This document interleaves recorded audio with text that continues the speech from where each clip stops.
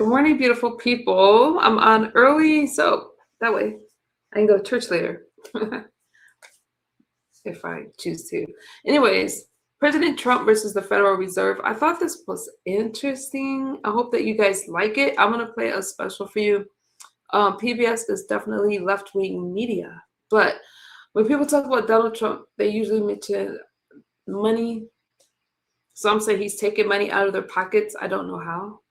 I just think that this is interesting. So everything I share is for educational, fair use purposes. Busy BB, what's good? Hey, Sean, I forgot that you were a moderator. How are you doing, Shauna? Shackrock King Black, what's good? So you guys, I'm gonna watch this documentary with you guys, and I might give you. Well, we'll see how this goes. I don't know. But it's Sunday, so happy Sunday, you guys. Shauna, how you doing, beautiful? And I am up early, as usual, to bring you guys some news. So, okay, let me get into it, and we could talk later.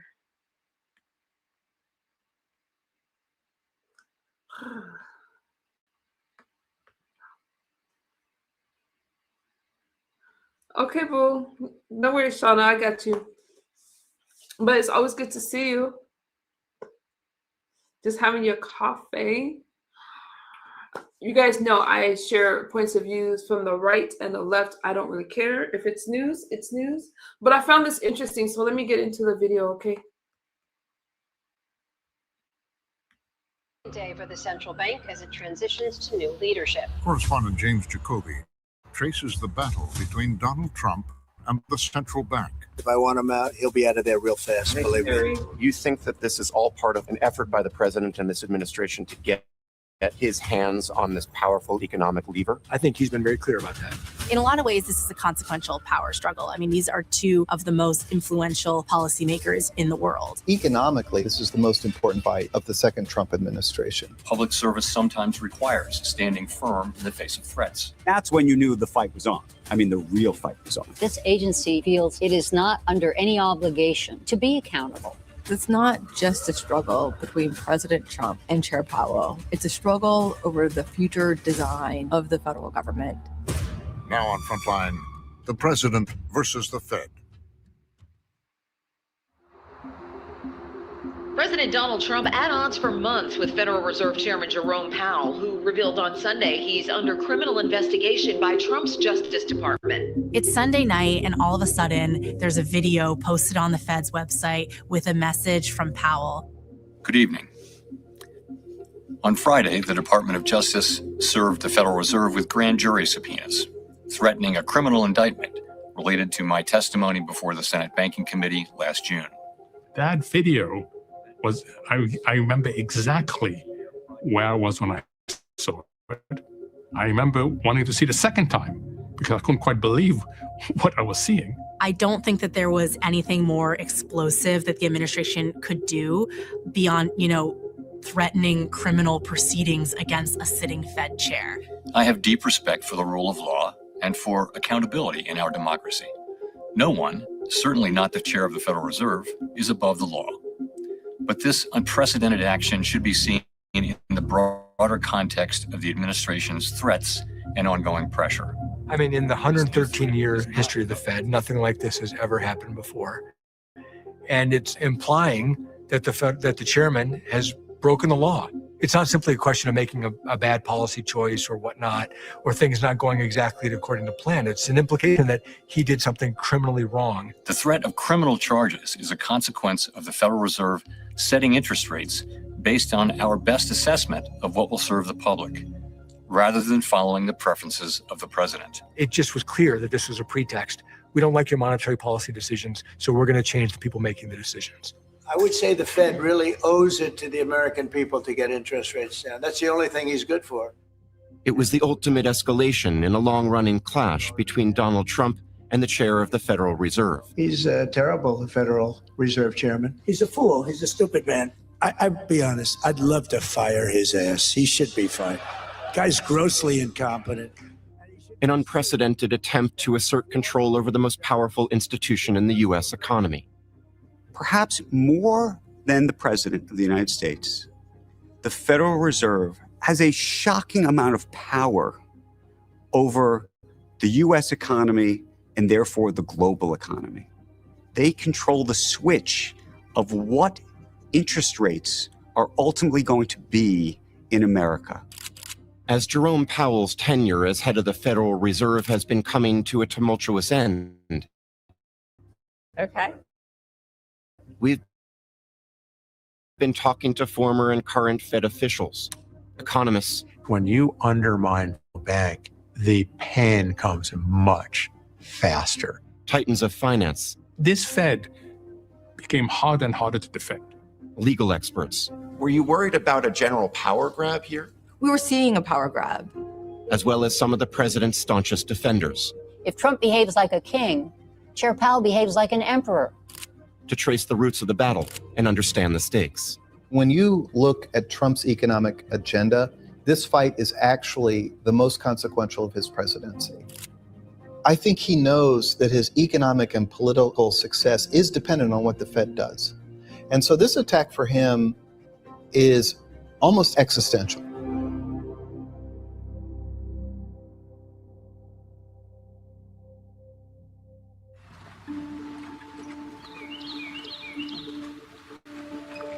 All right, any moment now, the president is going to announce his pick to lead the Federal Reserve. It is a position that is considered by some to be the second most important job in the country. Ladies and gentlemen, the President of the United States and Governor Jerome Powell of the Federal Reserve Board. President Trump and Jerome Powell weren't always at odds. Trump appointed Powell to lead the Federal Reserve in late 2017.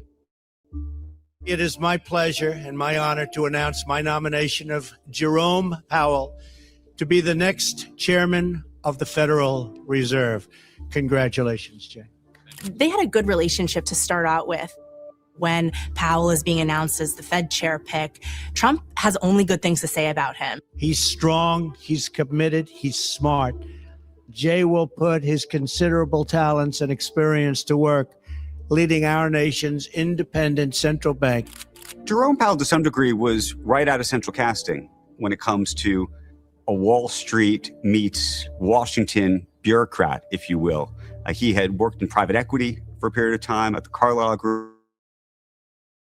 under Bush, and he had been a Fed governor for many years before this, and I think was a card-carrying Republican at the time. I'm committed to making decisions with objectivity, based on the best available evidence, in the long-standing tradition of monetary policy independence. Thank you, Jay.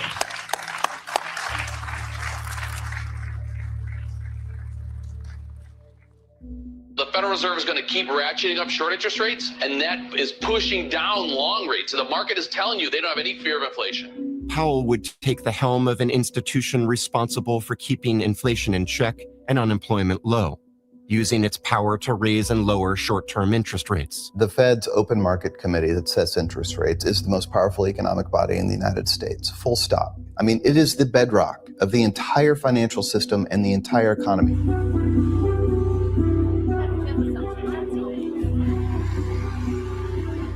Think of the US economy as like a nuclear reactor, okay? It's humming along, it's producing energy.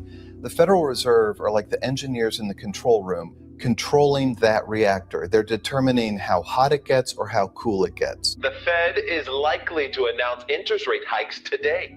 So when they make these decisions on interest rates, they are literally managing the temperature of the economy. At the time Powell took over, the economy had been heating up after a long slump, creating a risk of inflation if interest rates stayed too low. The Fed had already been raising interest rates, and at his first meeting as chair, Powell moved to raise them even more. We decided today to raise the target rate for the federal funds rate by 1/4 percentage point, bringing it to 1.5 to 1.75%. The rate hikes would soon upset Wall Street. Well, the US market started the day lower and the losses only got worse. It's third worst points drop in history. Markets love lower interest rates. And if you offer the markets two possibilities, higher rates or lower rates, they will go for lower rates. Analysts say investors are worried about rising interest rates. Markets are like little kids. They want candy, And the minute you try to take the candy away, they have a tantrum. The Dow Jones plunged more than 800 points Wednesday. Its worst. In the White House, falling stock market every night on CNBC looks like bad news. The decline will accelerate if Jay Powell doesn't walk things back. And Trump interpreted it as really bad news. And that's when the antagonism started. I think the Fed has gone crazy. I really disagree with what the Fed is doing. I think the Fed is out of control. I think what they're doing is wrong. Our biggest threat is the Fed, because the Fed is raising rates too fast. And What were these attacks like from your vantage point inside the Fed? So within the Fed, I think we were initially shocked. Lael Brainerd was on the Fed's Board of Governors at the time. Rates were extremely low, and the Fed slowly started raising them to more normal levels. We, inside the Federal Reserve, completely understood why the president might be frustrated and might even articulate that. But I think it was surprising just how vocal he was about it. That's a great crowd of people. Even though markets recovered, Trump was still upset. We're going to be breaking records. If we had a Fed that would lower interest rates, we'd be like a rocket ship. But we don't have a Fed that knows what they're doing, so it's one of those little things. He started pointing the blame directly at Powell, complaining that the Fed's rate hikes were undermining his efforts to grow the economy with deregulation and massive tax cuts. I would go and see him. He would say things like, I made a big mistake with Jerome Powell. And I would say, yes, sir, I think you probably did. Stephen Moore was an economic advisor to the president. We were really ready for a boom. We'd passed the tax cut. Everything was looking good. And then there was a big market sell-off, and Trump was very frustrated with Jerome Powell at that point. Because the markets sell off, because the markets reacted to these. And he thought he was slowing the economic growth that the economy was capable of. Trump is an old real estate guy. So real estate people like low interest rates. And so Trump was always harping on the fact that he believed that the Fed was restraining economic growth by holding interest rates too high. And you share that view? At that time, yes, I think he was right. How do you respond to those that would say that the Fed was undermining the president's agenda? I think there is no evidence for that. President Trump likes to point to that period as a period of great growth, extremely low unemployment, and inflation that was low and stable. So it was a really good period. He likes to tout how great that period was. It's hard to see why there would be a view that the Fed was somehow undermining that when that was the result. The Federal Reserve cutting rates for the first time since 2008. In 2019, as Trump was waging a trade war against China, the Fed would start to lower rates to cushion the economy. We decided today to lower the target for the federal funds rate by 0.25 percentage point. But Trump still complained they weren't moving fast enough. And that's when you saw Trump for the first time really start to attack Jay Powell directly. It was very, very unusual. I cannot tell you how unusual this was, to have such a public attack on the Fed chair. Fed rate too high. They are their own worst enemies. They don't have a clue. Pathetic. He's pressuring Powell constantly on Twitter to cut rates. He calls Jay Powell and the Fed governors a group of boneheads. He questions whether Jay Powell is a bigger enemy of the United States than Chairman Xi in China. I'd have to imagine that lands pretty heavily inside the Fed when the president is posing such a question. That's just a shocking statement. I think we can just leave it at that. The role of central banks is to do unpopular things that elected politicians really can't do. When the economy is going great and businesses are hiring and interest rates are low, that feels good to everybody. But everybody also hates high prices and they hate inflation. And it's really the role of the Federal Reserve to start to slow the economy down when inflation's getting too high. But if you're an elected politician, you want that party to keep going on until you get reelected. To help keep the American economy healthy is the primary function of the Federal Reserve System.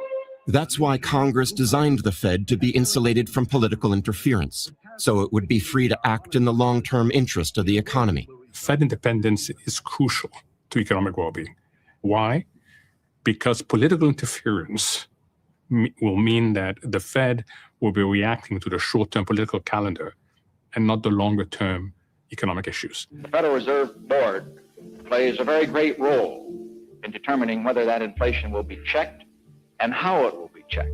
Until Trump, no president had tried to pressure a Fed chair as hard as Richard Nixon in the 1970s. You see, Dr. Burns, that's a standing vote of appreciation in advance for lower interest rates and more money. The president was worried about re-election and brought significant pressure to bear on Federal Reserve Chair Arthur Burns to have lower rates in the period before the election to really just juice the economy, recognizing that people are more likely to vote for the sitting president when the economy feels like it's doing well.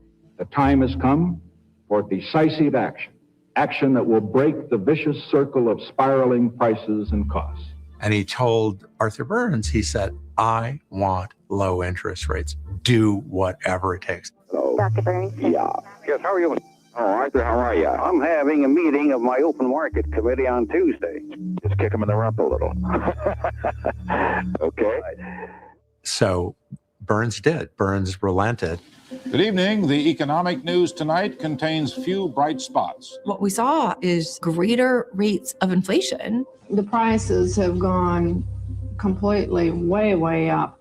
And once inflation got underway, it really ramped up in a way that was very harmful. Inflation has cost us dearly in the last year. High inflation. Inflation is such a very grave danger to our economy. Food, a 42% jump. Gas, up 100%. I think this inflation is really covering up a recession or a depression. Not only did we end up with higher inflation, but there was also a high rate of unemployment. 7 a.m, and already outside the Miami food stamp office, a long line of people. And so it's a period of very significant economic pain, far beyond anything that we have seen in recent years. But unlike Fed Chair Burns, Jerome Powell stood firm. Do you still want to demote Jay Powell? Are you interested in that at the Fed and Federal Reserve? Well, let's see what he does. By 2019, there had been reports that Trump was considering firing him, something no president had done before. Going into this administration, no president had attempted to explore that bound. Lev Menand used to work at the New York Fed and is an expert in the laws that give the Fed its independence. What legally can the president do? What would it take for a president to be able to fire a Fed chairman? So the Federal Reserve Board is what we call an independent agency. The chair of the Federal Reserve can only be removed by the president prior to the completion of his or her term for cause. That's the language in the statute, for cause. Whereas the Secretary of the Treasury can be removed by the president at any time at the president's pleasure. And cause can't be a policy disagreement. Cause can't be a policy disagreement. That's right. The whole purpose of this language is to prevent presidents from removing officers for policy reasons, and in fact, to create policy independence. That is the goal. The goal is to enable the head of the Federal Reserve to pursue a policy path at odds with the White House. That's why Congress built it this way. Look what happened. Is this crazy? By the time Trump was reelected in 2024, one of the pressing questions was what he would do about Powell, who'd been reappointed by President Biden and still had a year and a half left in his term. Trump was asked about it on Meet the Press. The chairman of the Federal Reserve, Jerome Powell, said he will not leave his post even if you ask him to. Will you try to replace Jerome Powell? No, I don't think so. I don't see it. But I think if I told him to, he would. But if I asked him to, he probably wouldn't. But if I told him to, he would. You don't have plans to do that right now? No, I don't. Hi, Victoria Guido with Politico. Some of the president-elect's advisors have suggested that you should resign. If he asked you to leave, would you go? No. Can you follow up on, do you think that legally you're not required to leave? No. Trump began his second term with a big agenda. He's proposing the most extreme tariffs this country has seen in decades, an enormous immigration crackdown, and an enormous tax cut. And from the start, he made it clear what he wanted from the Fed. The World Economic Forum kicking off at Davos this week. Hello to everyone in beautiful Davos.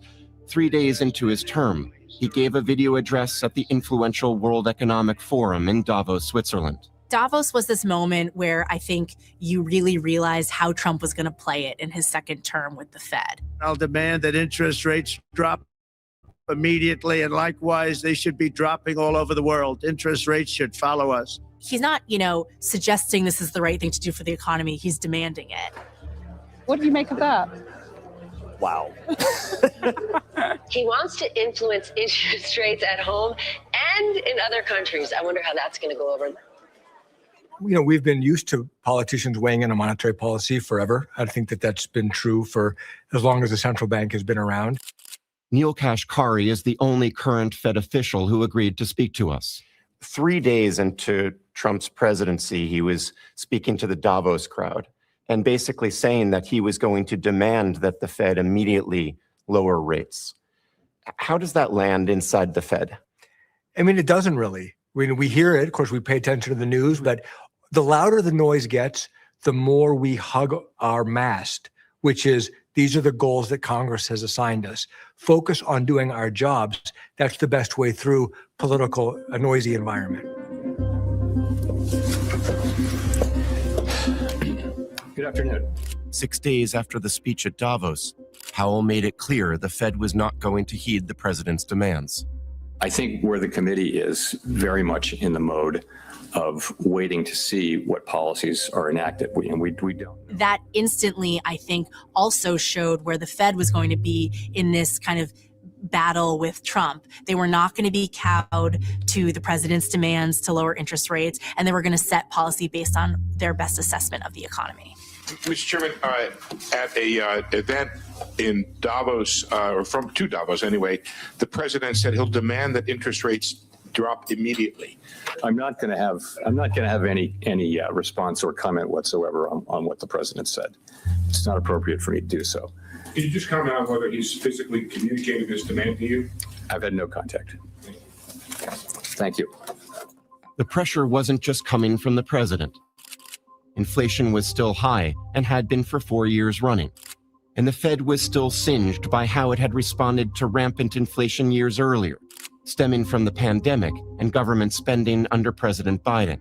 As soaring inflation and the effects of the pandemic continue to impact every American. Back then, Powell and his colleagues had believed the inflation was temporary and kept rates low. But by late 2021, it had reached the highest level in decades. It's at that juncture that the Federal Reserve took about 6 months to really turn its policy to a policy of hiking and tightening. And that was probably far too long to make that transition. Given the fact that keeping inflation under control is part of the Fed's mandate, a major part of the Fed's mandate, is it fair to say that was a massive mistake? It was a big mistake. That period of time was valuable in terms of fighting inflation. And with the benefit of hindsight, it was a mistake. That policy error was massively consequential. It has been particularly consequential for low-income people because inflation hits the poor particularly hard. It has become a political problem because of affordability. Now, Trump's sweeping second-term agenda was putting the Fed in another bind. Tax cuts, a major decrease in immigration, which raises and puts upward pressure on labor prices. Tariffs, which raises the cost of imports. Virtually all of these things create inflationary pressure. This Wednesday, April 2nd, President Donald Trump has declared Liberation Day. In early April 2025, the pressure got even more intense. My fellow Americans, this is Liberation Day. Waiting for a long time. We all knew that Trump was going to put in tariffs when he returned to the White House. He talked about that throughout the campaign trail. But I don't think anyone really expected these absolutely massive tariffs on basically all of the country's trading partners. Trump declared a national emergency over the U.S. trade deficit and imposed steep tariffs on foreign imports. There's this very memorable moment in which he's sitting there holding up this big poster with all the various tariff rates against all the different countries. You know, you think of European Union, very friendly. They rip us off. It's so sad to see. It's so pathetic. 39%. We're going to charge them 20%, so we're charging them essentially half. And people in the newsroom and I think across trading floors, across Wall Street, are trying to see what the numbers are. Vietnam, great negotiators, great people. They like me, I like them. The problem is they charge us 90%. We're going to charge them 46% tariff. It was the breadth of the tariffs. It was the fact that they applied to the entire planet. And they seem to be extremely arbitrary. If you look at Switzerland, 61% to 31%. Nobody anticipated the tariffs that were announced on April 2nd. And so, the market reacted very harshly. Well, if yesterday was Liberation Day, today was Liquidation Day. The S&P 500 fell more than 10% in 3 days. The decline was one of the worst stretches we've seen since World War II. The level of the great financial crisis, the COVID pandemic, and Black Monday, these are some of the worst days in market history. Then they started being suspended. The president here announcing a 90-day pause on tariffs. Delayed. Every country in the world who wants to come and negotiate, we are willing to hear you. Increased. The tariff on China will now go up to 125%. Reduced, increased again. And business has a hard time coping with that. Falling off a cliff, basically, we are down about panic in the bond market. There was strategy with no details. All these advisors seem to be talking past each other. Look at his face. Richard his head buried in his hands, literally. When these tariffs were announced, how does that look from the view of the Federal Reserve? Well, we know that tariffs raise prices because we're buying goods from abroad. And if those prices are going to go up, some of that is going to be borne by American consumers. We know that. Question is, how high is that inflation going to get? And then how much does that slow down economic growth? Jerome Powell responded publicly. The level of tariff increases announced so far is significantly larger than anticipated, and the same is likely to be true of the economic effects, which will include higher inflation and slower growth. Warning that tariffs risked reigniting inflation and challenging the president's claim that they would not be paid by American consumers. We understand that elevated levels of unemployment or inflation can be damaging and painful for communities, families, and businesses. To the president's allies, like economist Judy Shelton, those were fighting words. Even by talking about tariffs as a signature initiative under President Trump, I thought, here's Powell, who always says, I don't want to get out of my lane. I'll never comment on fiscal policy. That would be inappropriate. Well, now he's mentioning tariffs and tariff-induced inflation all the time. Tariffs are highly likely to generate at least a temporary rise in inflation. He was setting himself up in direct confrontation with a signature policy of the elected administration. Shelton and other conservatives have been critical of the expanding influence of the Fed over the economy and financial markets. I don't see the Fed as the little guy here in a battle with the president. I see the Fed as inordinately powerful and dangerously so. The Fed has gotten too big for its britches. With the Fed unwilling to heed his demands, Trump lashed out and threatened to fire Powell. I'm not happy with him. I let him know it.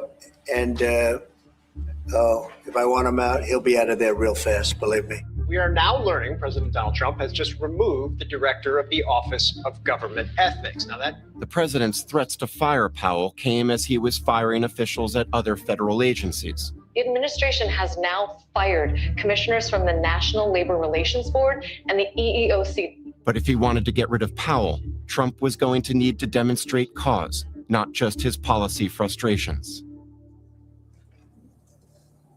Jay Powell back on Capitol Hill today in front of the Senate Finance Committee. That alleged cause would emerge at a routine hearing before Congress in June. Good morning. Thank you all for being here. Thank you, Chair Powell, for joining us today for such Twice a year, Chair Powell goes in front of lawmakers on the Hill to talk about the Fed and answer questions about the economy.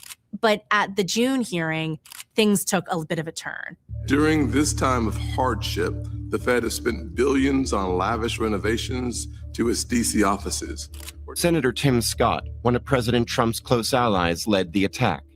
Tim Scott starts asking these questions about the renovation of Fed headquarters. We're talking about rooftop terraces, custom elevators that open into VIP dining rooms, white marble finishes, and even a private art collection. The Federal Reserve headquarters was built in the 30s. It's almost 100 years old. The Fed had long been pushing this project to overhaul the building. It was this massive, sprawling project that was running $700 million over budget. It becomes clear that one of the main lines of questioning for these lawmakers is going to be about these renovations. Would you take a few minutes, please, and explain what's going on with the value of that building and why the costs seem to be so exorbitant? I came to understand how badly the Eccles building really needed a serious renovation. It never had one. It was not really safe.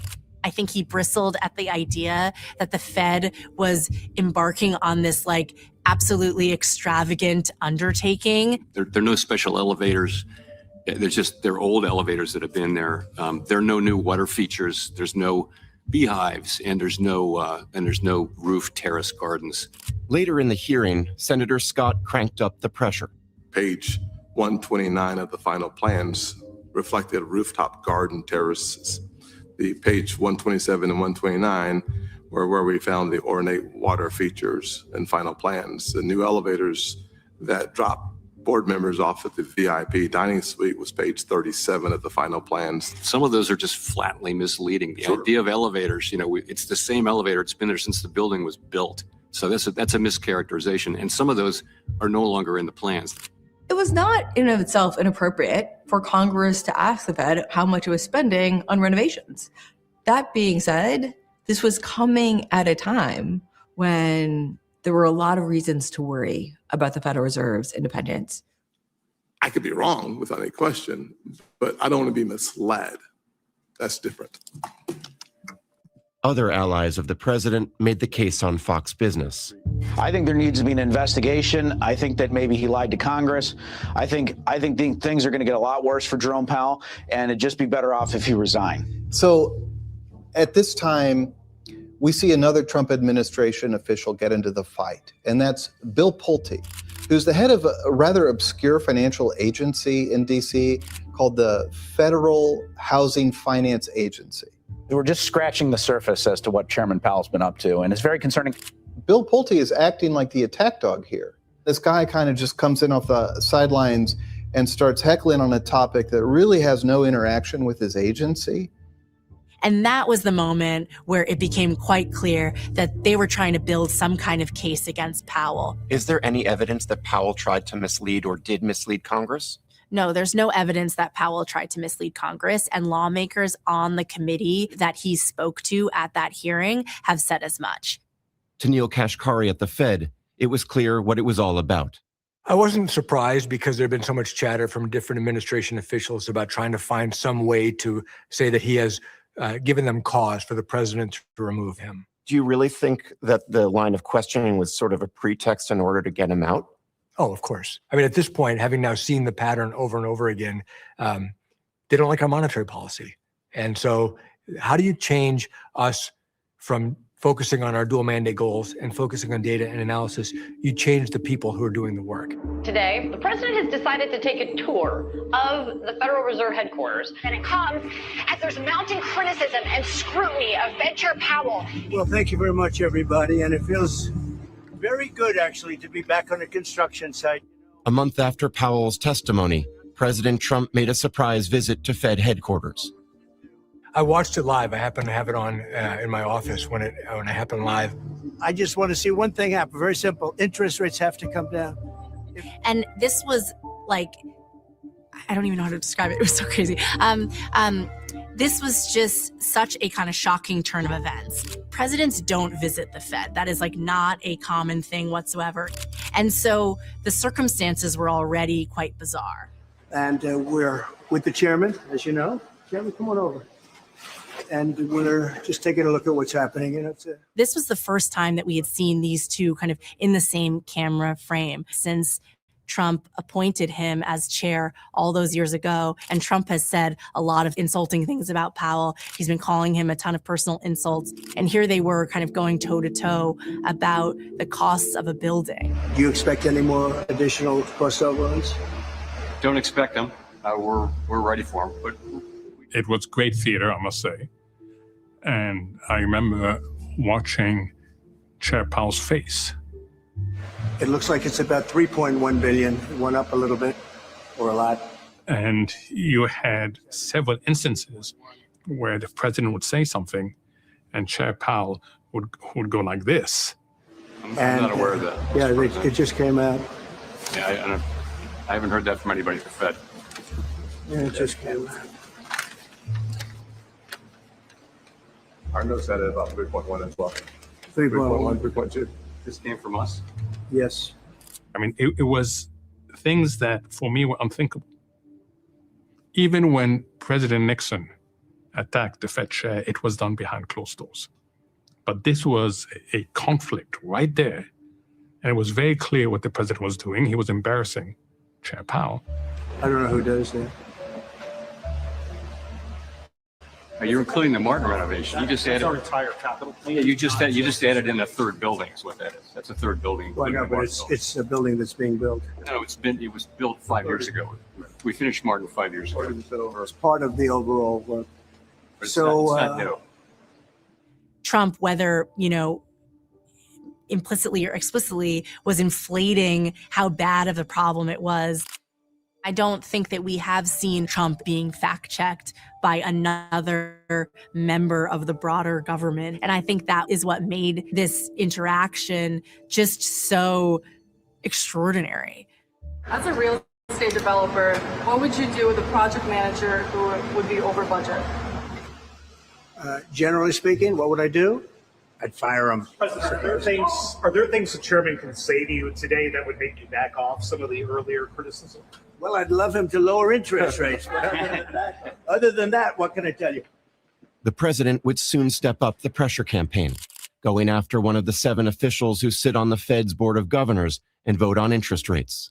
Increasing pressure on the U.S. Federal Reserve ahead of its annual economic symposium. Everyone was heading out to Jackson Hole, Wyoming for the Fed's annual conference. And as everyone is heading out there, that's when we see the tweets. So right as officials are gathering in Jackson Hole, Bill Pulte comes out and says Lisa Cook, one of the governors, has committed mortgage fraud and referred the case to federal prosecutors. And soon after, Trump followed up, also calling for her resignation. I think it's a big issue. I don't think it's going away. I think she will have to resign, or I think she will be fired. It sounds like the allegation is that she claimed primary residence on 2 different places at the same time. That's correct. You cannot do that in America. It was so surprising to me. It was so out of left field that somebody is now going to try to dig up something so innocuous and say, well, this is now grounds to fire someone. So it was a shock. The latest person in the president's crosshairs is Lisa Cook. I didn't know if Lisa, is she going to come to Jackson Hole? Because this is just broken and it's surrounded by Fed reporters. And I give her a lot of credit. She came to Jackson Hole. She fully participated. She focused on her job. I mean, I can't imagine the individual pressure that she felt. Her pictures plastered all around the country and accusations that, she's done something inappropriate are being made. Lisa, right off the bat, said that they were unfounded. And she said she was willing to provide all the necessary documentation to show that she did not willfully mislead lenders. President Trump weighed in. You're going to fire Lisa Cook, the Fed governor, over her mortgage Fire her fraud? if she doesn't resign, yeah. What she did was bad. So I'll fire her if she doesn't resign. Then he doubled down on his Truth Social site. Trump posts on social media that he's firing Lisa Cook. This was like an escalation. This was crystallizing the threat and making it real. Cook firing back, saying the president has no authority to fire her and that she will continue to carry out her duties, saying point blank, I will not resign. Cook was never charged with a crime and has remained in her post. She submitted evidence to the DOJ to show that any discrepancy on her mortgage application was an inadvertent mistake. There are prosecutors after this issue came to light who came out and said, if this kind of referral for what was alleged against Lisa Cook had been sent to them as a prosecutor, it would have gone into the trash bin. Cook hired Abby Lowell, one of the most high-profile lawyers in D.C., to represent her. If there is a discrepancy on someone's mortgage application, an official who has tremendous power and responsibility in this country, isn't that a legitimate inquiry as to what actually happened here? The short answer to your question is yes, but where is that inquiry? When is it done? What is the opportunity for the person being accused to respond to it? This is a political weaponization for a goal in which there are no boundaries. You make accusations without founding. You don't give somebody an opportunity to respond properly. You make up a reason that you say gives you grounds to do what you did. In that case, it's a smear, but it's more likely to be thought of as a power grab. Ms. Cook is punching back today, filing a lawsuit against Trump. Cook and Lowell sued the president, saying the allegations didn't legally constitute cause and her right to due process was violated. You've said that the president of the United States tried to fire Lisa Cook because he wanted to get control of the Federal Reserve Board. He wanted interest rates to be lower. What evidence do you have of that? We didn't have to look far for his motive. He said it out loud.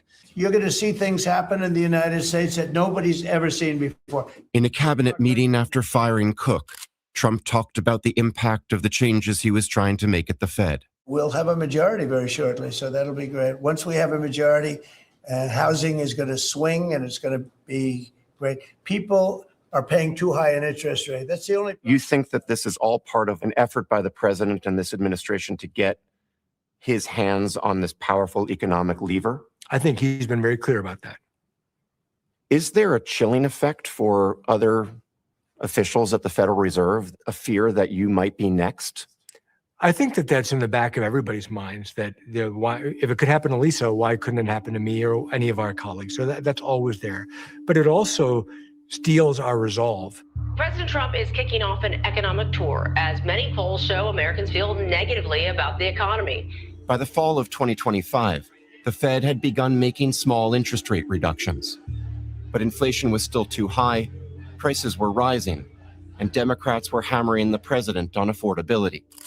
Trump stepped up his attack on Powell. Too late. You know who too late is? Too late, Powell. Jerome, too late. He's too late with his interest rates for a reason. He's a bad guy. He's not a smart guy, but he's a bad guy. Too late. Is he going to lower rates a little bit finally? Did you see what Jamie Dimon, respected guy, said? You got to get the rates down, you schmuck. What's the danger of lowering rates? If we lower rates when the economic fundamentals don't justify it, it's going to push up inflation. And then people are already suffering from, their affordability is hurt by high inflation. And if inflation were to go higher from here, things would become even less affordable. But behind the scenes, the Trump administration was pursuing another way to deal with the Fed and Powell. Well, I'll tell you, I'll give the fake news a little breaking news. So I believe, and it may be correct, but we're checking this. We have a bad head of the Fed. Bad. We're going to be making a change. Fortunately, this guy's out. Good evening.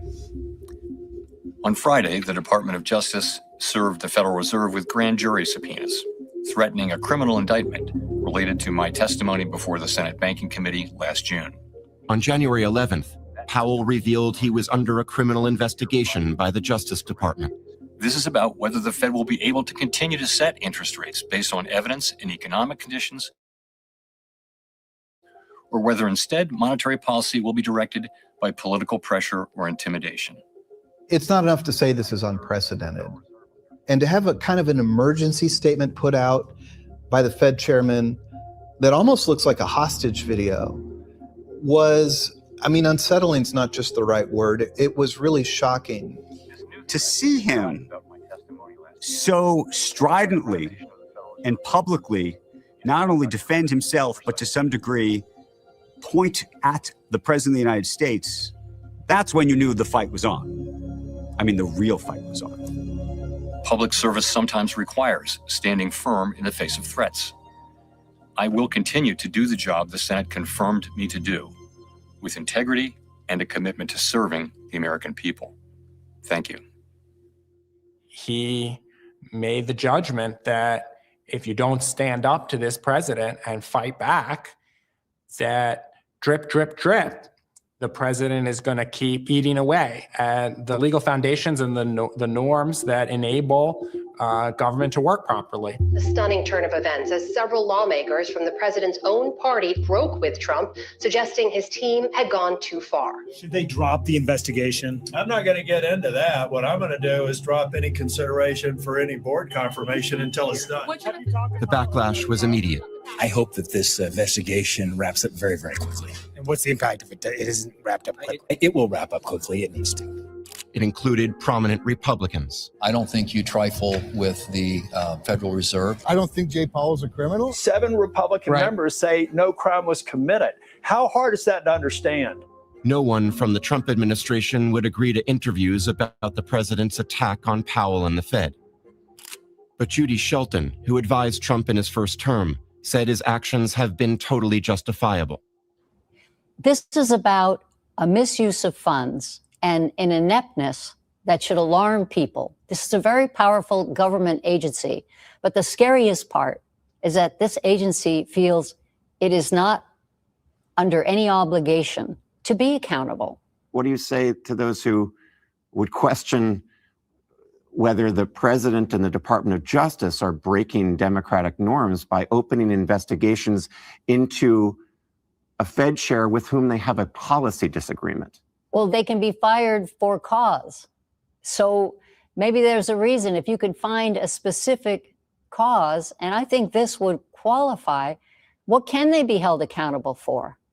Not inflation. I mean, he never apologized, let alone resigned. Inflation has been above your targets for 5 years now, right? If there were a CEO that were missing his or her targets for 5 years running, someone would get fired, right? There'd be some real accountability for that mistake. Where is the demonstration of accountability for having missed your targets for 5 years? Well, one of the demonstrations of accountability is the fact that the governors in Washington are appointed by the President of the United States, subject to Senate confirmation. They are appointed on staggered terms. This is Congress's design to create a slow-moving accountability, meaning over time, the Board of Governors will change. President Trump has already made a number of appointments. Jerome Powell's term as chair of the board comes to a conclusion in mid-May when his 4-year term concludes. That's another moment of accountability when Congress will get to express their view, the Senate, on the president's new appointment. With Jerome Powell's term as Fed chair winding down, Trump's efforts to control the central bank have been facing setbacks. Good afternoon. A federal judge quashed the Justice Department's grand jury subpoenas, saying there was essentially zero evidence to suspect Powell of a crime. We have a total nincompoop at the Federal Reserve. Trump has kept pushing anyway. I happen to think he's grossly incompetent. It's more than a criminal probe. It's a criminal probe, I guess, but it's also a probe on incompetence. The fight with Lisa Cook has made it all the way to the Supreme Court. Don't trip. Thank you. Where even the most conservative justices seem skeptical of the president's arguments. I mean, that would weaken, if not shatter, the independence of the Federal Reserve. Justice Kavanaugh was very clear that if the court were willing to accept the government's view over how little should be required to fire a governor for cause, that would effectively eviscerate the future of Federal Reserve independence. President Trump posted his new chairman of the Federal Reserve will be Kevin Warsh. Kevin Warsh. Kevin Warsh. Who is Kevin Warsh? In the meantime, a shadow has been cast over Trump's hand-picked replacement for Powell, Kevin Warsh, a conservative former Fed governor and vocal critic of the central bank. The big issue for Warsh is that he is battling credibility issues from day one because of the circumstances under which he got the job, because of everything the Trump administration had been doing up until this point to pressure the Federal Reserve into cutting interest rates. So it just opened up this question of, well, what was promised in order for Warsh to get the nod? What did he say to the president to appease him? Did he make any promises? And those questions have really dogged Warsh throughout his whole confirmation hearing.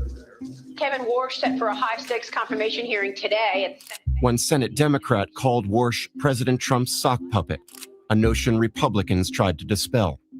Are you going to be the president's human sock puppet? Senator, absolutely not. Have you agreed with the president that you're going to lower interest rates? Senator, I'm glad you framed it that way. The president never asked me to predetermine, commit, fix, decide on any interest rate decision in any of our discussions, nor would I ever agree to do so. So independence takes courage. Let's check out your independence and your courage. We'll start easy. Mr. Warsh, did Donald Trump lose the 2020 election? We try to keep politics, if I'm confirmed, out of the federal. I'm just asking a factual question. I need to know, I need to measure your independence and your courage. Senator, I believe that this body certified that election many years ago. That's not the question I'm asking. I'm asking, did Donald Trump lose in 2020? And I'm suggesting you in 2020, the Fed made a huge inflation problem, and you certified the election. Powell's term as chairman ends this week. But with the DOJ's investigation into him in limbo, he said he will be keeping his seat on the board, depriving Trump the chance to fill that spot too. What would you say to the criticism that by remaining on the board, you're actually taking a political act and denying President Trump the majority of the board, which as president he would have if you left? I don't see that at all. As I mentioned, I'm literally staying because of the actions that have been taken. I had long planned to be retiring, and the things that have happened in the last 3 months have I think left me no choice but to stay until I see them through at least that long. The irony of this whole situation is that in a lot of ways, this investigation backfired on Trump. All he has talked about since returning to the White House is how he wants Powell out, that he wanted a new Fed chair, he wanted lower rates, he wanted to turn the page on the Powell tenure. I just want to follow up on this. Do you have any reaction to Federal Reserve Chair Jay Powell staying on the Board of Governors? Were you prepared to take any action on that front? No, I don't care if he stays on, he stays on. That doesn't. I just wanted to make sure that Kevin became the head. With inflation now rising, higher than it was when the president took office, and a costly war in the Middle East, Kevin Warsh's Fed would not only face a challenging political landscape, but an economic one as well. Kevin Warsh is going to have to balance economic growth against inflation dangers, probably for months, if not years to come. When you look at all these compounding effects of tariffs, an energy crisis, inflation that was already above the Fed's target, that job is hard enough alone. At the same time, Warsh is going to walk into a political environment where he knows the White House is willing to attack Fed governors it disagrees with, to pursue criminal charges that the current Federal Reserve chairman says are only politically motivated. And Warsh is going to know that deviation from what the president wants could bring terrible consequences. I think it's hard for anyone to say with any confidence that these attacks on the Fed are over, so long as the president is in the White House. We know he wants lower interest rates. We know it will be difficult for Fed officials to deliver that based on the economic backdrop. And Trump is going to realize that the change in leadership is not going to usher in a whole new approach to policymaking at the Fed. And I think then is when you'll potentially see the attacks rev back up again, but the target will be Warsh this time, not Powell.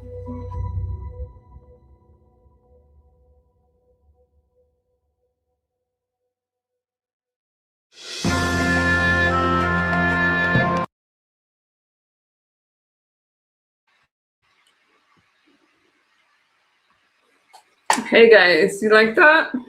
What do you think? Okay, let's get to something more current. You want a Trump mug, Doc? You have a birthday coming up? Okay. What do you guys think about that? Interesting.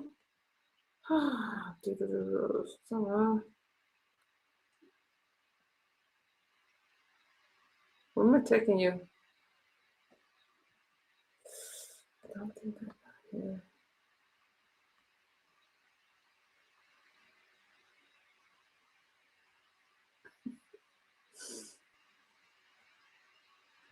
All right. Wow. Why do I look so little on the screen? 6 federal counts, including providing material support to a foreign terrorist organization. Now, according to this federal complaint, al-Sadi is charged with planning, coordinating, financing, and promoting at least 18 attacks in Europe plus 2 in Canada. He is seen in these photos wearing the beige clothing. Good morning, now, these were all Cara. attacks You like that were that? being Yeah. planned since the start of the war in Iran never know in with you February. guys. Now, al-Sadi planned to kill Thank you for the Americans feedback. and Jews, Thank you for double prosecutors tapping the say, screen, you guys. specifically by attacking a Jewish yeah. center in Los Angeles, a Jewish 0. center in Scottsdale, Arizona, and a synagogue here in New York City. In fact, prosecutors say that he paid $3,000 in cryptocurrency to a person he believed was a Mexican cartel member, but was actually an undercover FBI agent. Al-Sadi is accused of planning and coordinating a firebombing of a bank of New York Mellon building in Amsterdam, trying to detonate improvised explosives at the Bank of America building in Paris, and involved in the planning of the stabbing of 2 people in London, which included an American. Now, al-Sadi is a high-level member of the Kataib Hezbollah, which is an Iran-backed Iraqi Shia militia with ties to the Iranian Revolutionary Guard Corps and to the Lebanese Hezbollah. Now, he's been pictured, as you saw in those photos, with General Qasem Soleimani, who, of course, was killed in strikes ordered by President Trump in 2020. This was no low-level individual and clearly involved in planning some brazen attacks, some nearly 2 dozen since February. It is unclear, John, how al-Sadi was arrested and where he was arrested. It was not mentioned in the federal complaint that was just released. Well, thankfully they got him, and I expect we'll hear more about this as well. Sandra, President Trump is rallying international pressure against Iran. New today, the German Chancellor, Friedrich Merz, demanding the Strait stay open after a call with President Trump. This as Tehran warns against any new military strikes. Let's bring in Michael Oren, former Israeli ambassador to the United States. Bret Baier had a chance to talk with the president before he left Beijing. And Bret was reflecting on this idea that Iran seems remarkably stubborn and resilient given the devastation that's taken place in that country. Listen to this exchange, if you would. So why are we where we are? Did you underestimate the pain tolerance that Iran has? I didn't for this? underestimate anything. We hit them unbelievably hard. Look, we left their bridges. We left their electricity capacity. We can knock that all out in 2 days. 2 days, everything. We left Cargill, and other than, I said, hit it, except for the valves where the oil comes out. Because when you hit that, that means you're going to lose a little oil. So they took out 90% of Iran's missile and drone force, eliminated the Air Force. The Navy's at the bottom of the sea. They blocked the Strait. They're squeezing the economy like there's no tomorrow. And yet Iran is still playing, Mr. Ambassador, like they were holding all the cards. Indeed. Good to be with you, John. That's because we tend to think in the West, in Western terms of what constitutes victory. Victory means sinking a lot of ships, blowing up a lot of bridges, certainly blowing up a lot of factories. But in the Middle East, victory means survival. It means you come out of the debris and you flash 2 fingers like this and you've won. That's the lesson of Hamas and Gaza. It's certainly a lesson of the Iranian regime. For the Ayatollahs, this is an existential battle. If they lose the war, they don't lose the war, they lose their lives. Their own people are going to kill them and kill their own families. So you're going to have to put an awful lot of pain into that regime and break it up. And I think that the naval blockade is precisely the way to go, because soon they're not going to be able to pay the salaries to their soldiers, and those soldiers are going to have to feed their families. They're going to be very, very angry, and that's when the situation begins to change. We do see that there is, a lot of economic strife in Iran, but there's also growing economic strife globally. And in fact, the World Bank has got an economic forecast out that says energy prices are going to rise 24% as a result of this. Commodity prices up 16%, fertilizer prices up 31%.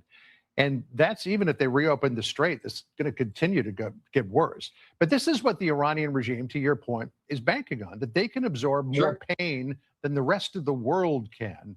And this is what has, despite many, many military defeats over the course of the history of Persia and over the millennia, that's why they've survived. Well, listen, we know this is an economic game of chicken, literally. It's not army versus army, it's economy versus economy. Are you okay? And as you said, John, which side can endure the greatest economic pain? And believe me, the Iranians people are in far more pain than even the Thank you, Americans, Juan. paying $5 or $6 more a gallon for gasoline. They not have food. Their currency is worth absolutely nothing. They have very little water, very little electricity. It's a tremendous amount of pain, but the regime doesn't care. Doesn't care about its own people. They shot 30,000 of them last January during that upheaval. So they'll do everything to hold on.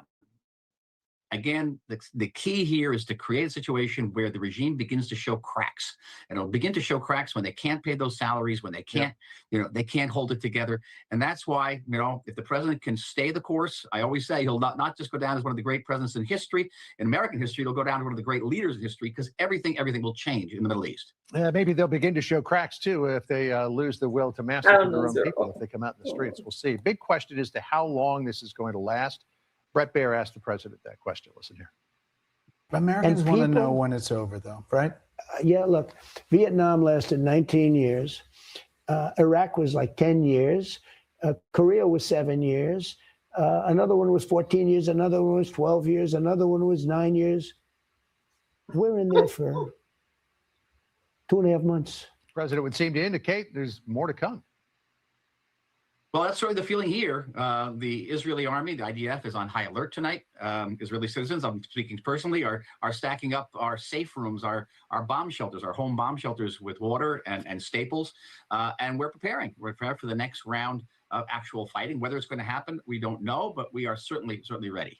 If you were a betting man, would you say it is or it's not? Betting man, I'd give it 50-50. I give it 50-50 because you have to ask the question, okay, what's more bombing going to accomplish? I think that the real pain doesn't come from the bombing. I think the real pain comes from the naval blockade. And again, if people take to the streets and the military there decides not to massacre them, we'll see. Mr. Ambassador, always great to catch up with you. Thanks so much for joining us. Great, John. Thank you very much. And with that, we're joined by Acting Attorney General Todd Blanche. General Blanche, good to have you with us today. Thank you for joining me. Of course. So tell me a little bit about how he was arrested, al-Saidi, and how was he brought to this country? Was he already in the United States? What can you share on that, Attorney General? This was a remarkable effort by our FBI, Director Patel leadership, and our international partners. And we were able to intercept and get in the middle of this man's attempts to wreak havoc and terrorize not only the United States, Canada, Europe. And so we were able to introduce an undercover working with our law enforcement partners. So I think what our U.S. attorney just said is dead on, that President Trump's leadership around the world allows us to have the credibility and the partnerships to allow us to work with folks overseas. And that's what happened here. So he was brought here and appeared in court earlier today. And it is on the one hand, should be very alarming to the people in this country that there are men around the world trying to exact this sort of terror. On the other hand, it shows the success of good law enforcement work and good police work and working hard to protect our borders, which is what we do every single day. And so this investigation is ongoing. It's just a complaint. I expect the next steps will be an indictment, and obviously we're still investigating and going to make sure that anybody that was involved with him will be brought to justice as well. Was he picked up in Iraq, and when was he brought to the United States? He was recently brought to the United States. I want to be careful talking about the operation so I don't put anybody in danger, but it's enough to say that this was an effort that included not only the FBI, but our law enforcement partners overseas as well. Yeah, great work on their part. Can you tell us how imminent this synagogue attack in New York City was? And we understand that there were many plans that he was overseeing, but how imminent was this attack? Well, if you look at what the complaint alleges there, and again, it was with an undercover. And so we were able to introduce an undercover, but there was an expectation that this would happen very, very soon, and that it would happen, not in years to come, but now. And so if you accept the complaint talking about how his goal was to try to stop the United States from the work that we're doing in Iran, then obviously he wanted it done as soon as possible. So this was a real serious terrorist threat to this country. And I want to thank the FBI, and we should all thank the FBI and the prosecutors in New York for really putting together a good case and stopping this. Yeah, we're showing some images of the arrest and the movement by the FBI of this suspect that we just got in, Attorney General. It also says in the complaint at least one other expected to be brought to and arrested by the SDNY. What can you tell us about that? Well, as the complaint lays out, he was not acting alone. We don't believe that, and it wasn't just the undercover. And so co-conspirators were obviously actively investigating and going to try to bring everybody to justice. And I don't want to get ahead of the men and women of the FBI doing their work and tip our hand there. But I assure you that in the coming days and weeks, to the extent that there's other folks that we catch involved, you will hear from us. Yeah, I mean, obviously this is a huge concern because Iran feels pushed back on their heels. There have been, these tremendous attacks that have decimated their conventional military.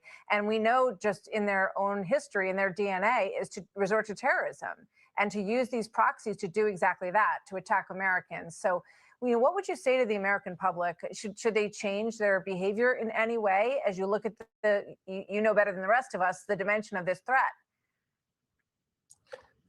Look, this is exactly why President Trump is doing what he's doing, why he's protecting the American people. He has said that there is no scenario under which he will allow Iran to have a nuclear weapon. Why is that?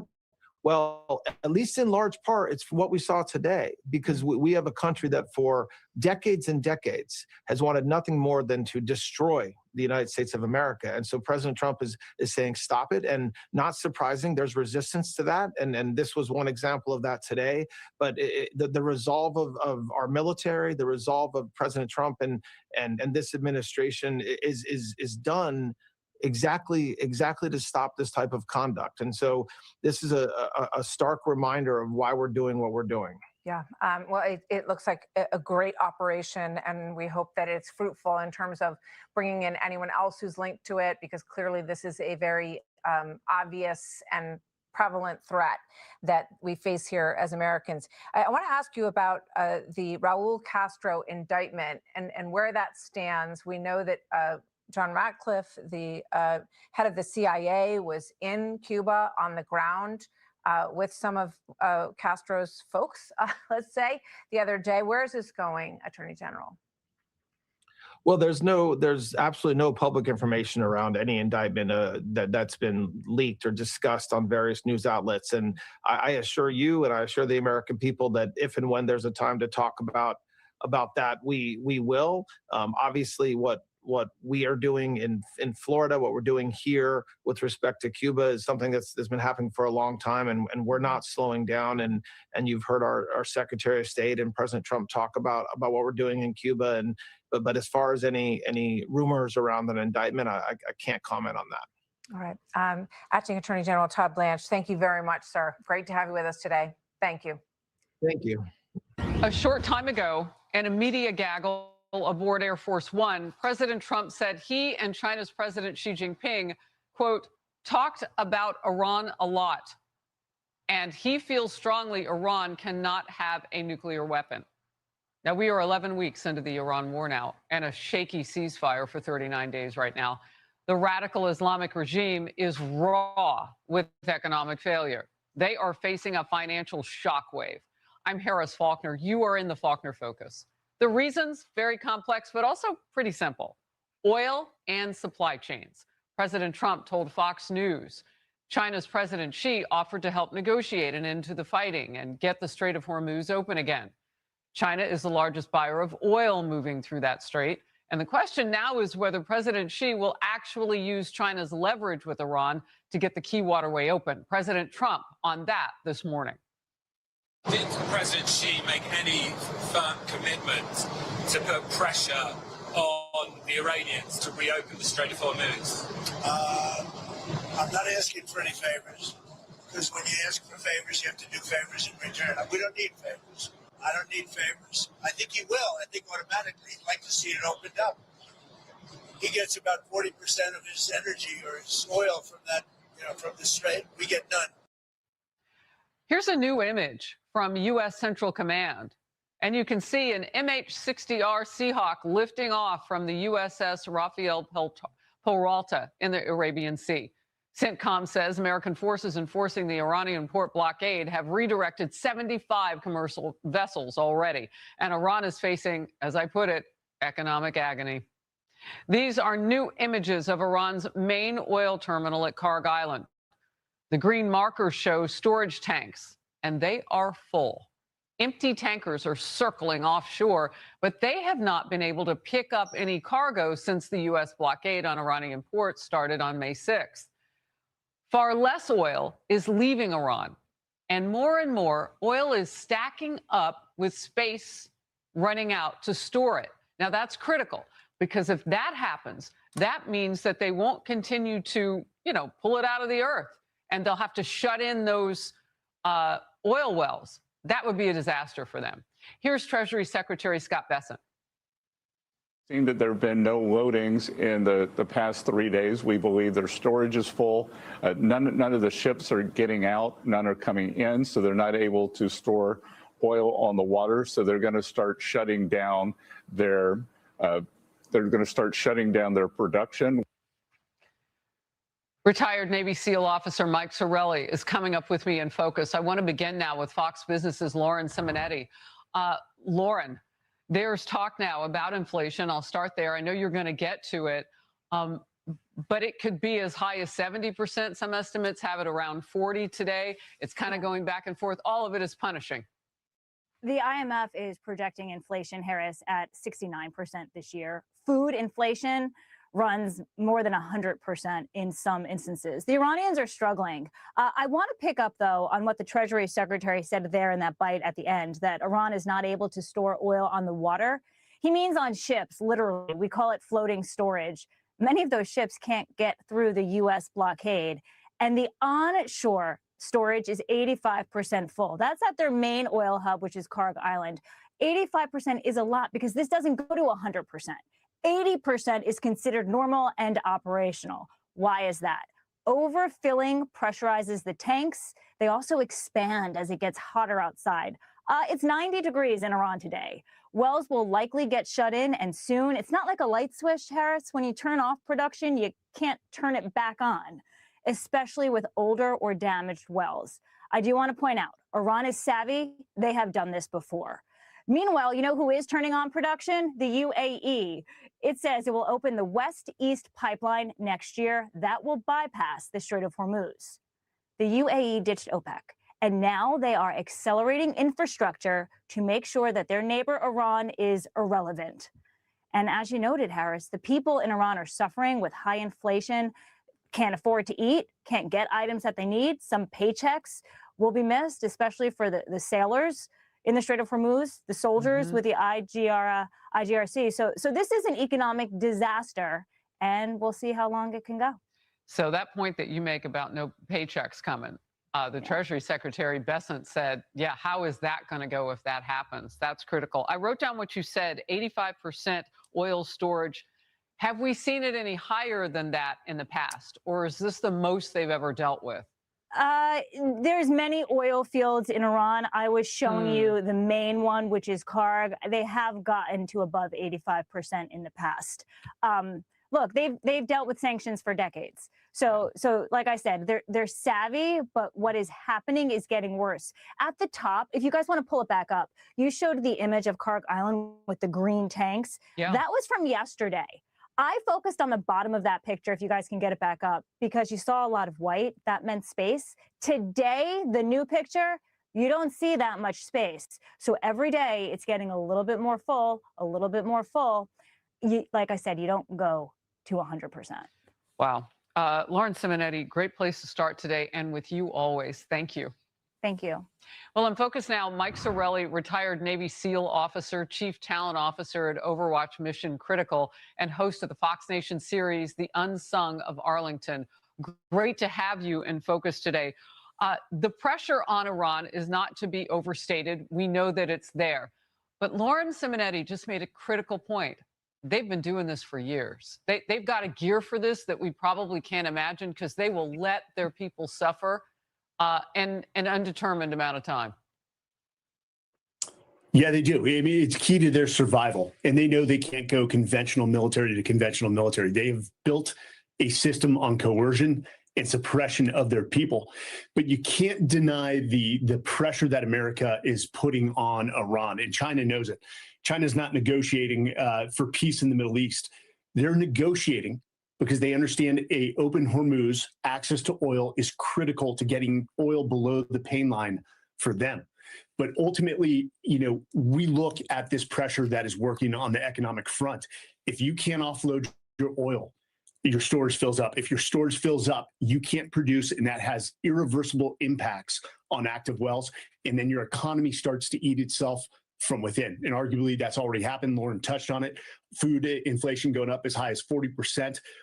Soldiers not getting paid. And Harris, you got to consider for soldiers, you may be ideological when you're getting paid, but when that paycheck stops and you can't feed your family, that ideology goes away very quickly. And as a warrior, you would know that. You have seen the enemy bend in your time serving the country. Look, let's talk a little bit about the people. And we were so far afield 39 days in the ceasefire, which has remained shaky all along, but at least it's still there. And particularly from our perspective, I mean, Iran's still shooting at its neighbors. But when you talk about the Iranian people, would we ever reach, or what would it take to reach a point where we might want to help them out? I don't know how that would look, putting weapons in their hands. But if this falls economically, they are going to need that. They can't take over an armed military, IRGC, with nothing in their hands. You're absolutely right. And this is a great question and a great point. And I was actually talking to Aaron Cohen recently about this. So, the fact that Trump has waited this long with this ceasefire and given, time to Iran, you've got to believe they understand that the thing holding back the Iranian people is the oppression mechanism in the IRGC known as the Basij. So if we see military operations kick back up, what we believe is that there is going to be systematic, specific targeting of the Basij forces within every province to include probable asymmetric arming of the Iranian people to rise up against that oppression system. If you knock that down, they have a higher probability of taking their country back and democracy actually reigning free for the first time in Iran in over 47 years. That is strategic. I mean, I've heard people say they want to do it, not exactly how they would do it. That strategy is much appreciated here. Thank you very much. Good to have you. Thanks, Harris. Let's bring in former CIA Chief of Station Dan Hoffman. Dan, worrying about Iran's oil storage capacity might seem a bit esoteric to the majority of Americans. Talk to us about why it matters and why we should care. Well, I think first and foremost, the IRGC cares a lot about the fact that Iran can't ship their oil and that they're reaching maximum capacity at their export terminals. That denies Iran the funds that they need to carry on their military aggression overseas, to pay the IRGC and their besieged paramilitary force to suppress the population. I think the key question for our intelligence community, and I can tell you this from my own experience at CIA, for Director Ratcliffe at CIA, is how does Iran see this challenge for them, that they can't export their oil? How does the IRGC leadership, General Vahidi, for example, does this mean that the United States has the leverage that we need to force Iran to negotiate in good faith? Those are some of the questions, I think, that President Trump will be asking the intelligence community. What do you make of, coming out of the trip, President Trump says that that China told him behind the scenes in these closed door meetings and the other officials there that they will commit to not sending any weapons to the regime in Iran. China has not said that publicly, which isn't surprising, but what do you make of those comments? Well, Xi Jinping lies a lot, and he did that, you remember, back in 2015 in the Rose Garden when he told President Obama that China wouldn't militarize the South China Sea. So he'll say anything publicly. He might say that China's not providing Iran military equipment. I suppose technically that might be true. What they're giving Iran is lots of intelligence, including satellite overhead imagery that helps Iran's military in the war against the United States, as well as dual-use military equipment, engines that find their way into Iranian drones, and that enhances Iran's war effort. So there's no question about that. Look, China is the leader of this century's axis of dictatorships. Russia, Iran, China, and North Korea all aligned against us, both in Ukraine and in the Middle East. So China would like to see the United States bogged down in the Middle East and in this war against Iran, but at the same time wants to portray an image to President Trump, especially during this summit, that China is interested in a productive relationship with the U.S. because China wants to extract as many concessions as they can from the U.S. side. And President Trump's a good negotiator, and he'll see through that. To that point, Dan, here's President Trump talking to Sean about his broader goals for the war and why China shares his objective of never seeing Iran have a nuclear weapon.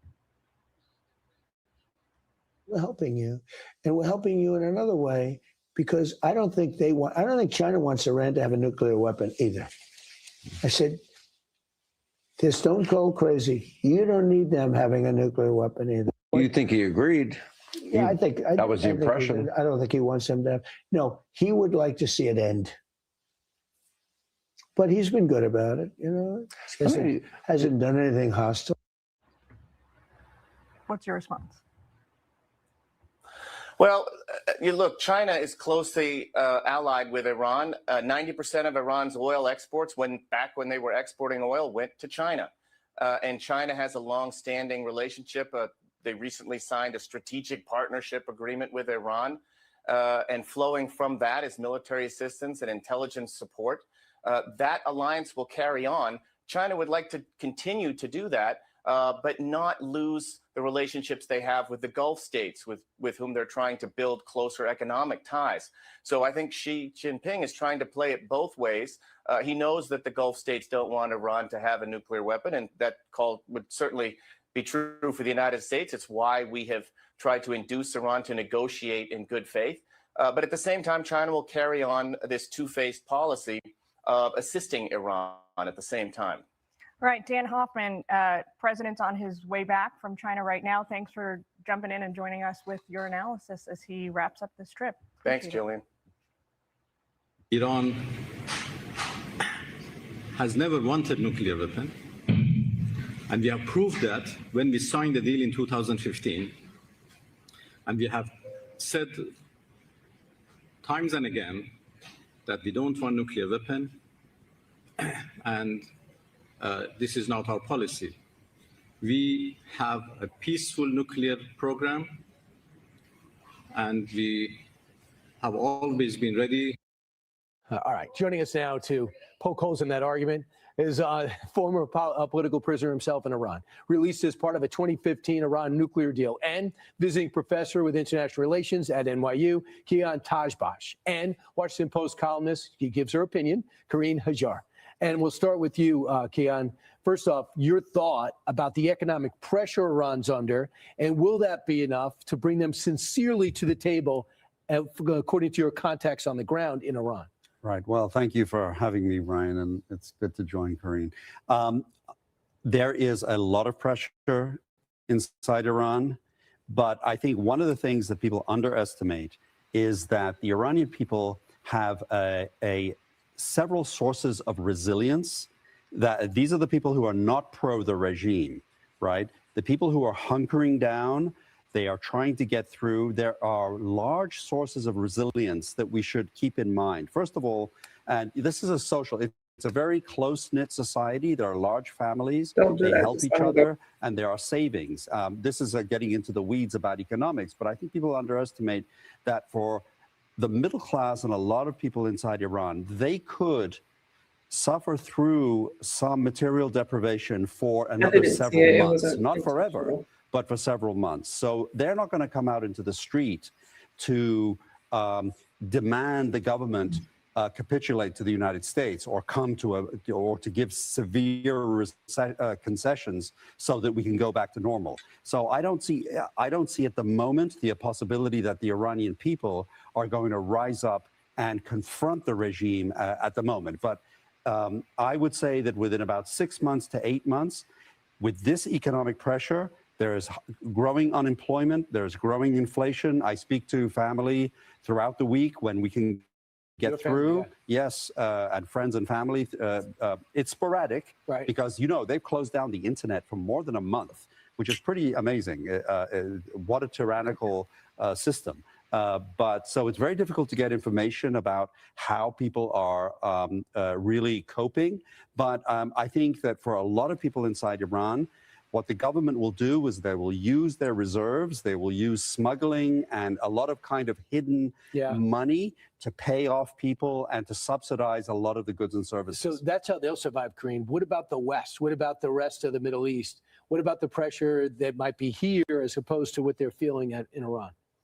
Well, look, I mean, if we're talking about political pressure, there's a lot of political frustration, I would say, as people see the gas prices tick up. But I would just remind everyone that we've been dealing with this regime for 47 years. And I think that the president is right that something had to be done eventually. You've had past administrations take different approaches, but ultimately appeasement doesn't work. You can't appease bad people into cooperating with the United States. So I really think that if there's any way to keep up the pressure and to be really intentional about the way that we're dealing with the Iranians, they're never going to be good faith negotiators. And I think that the president needs Unless they have to be. Unless they have to be. But I think the president really needs to reconsider this notion of a deal, that you're going to get a fair deal out of them.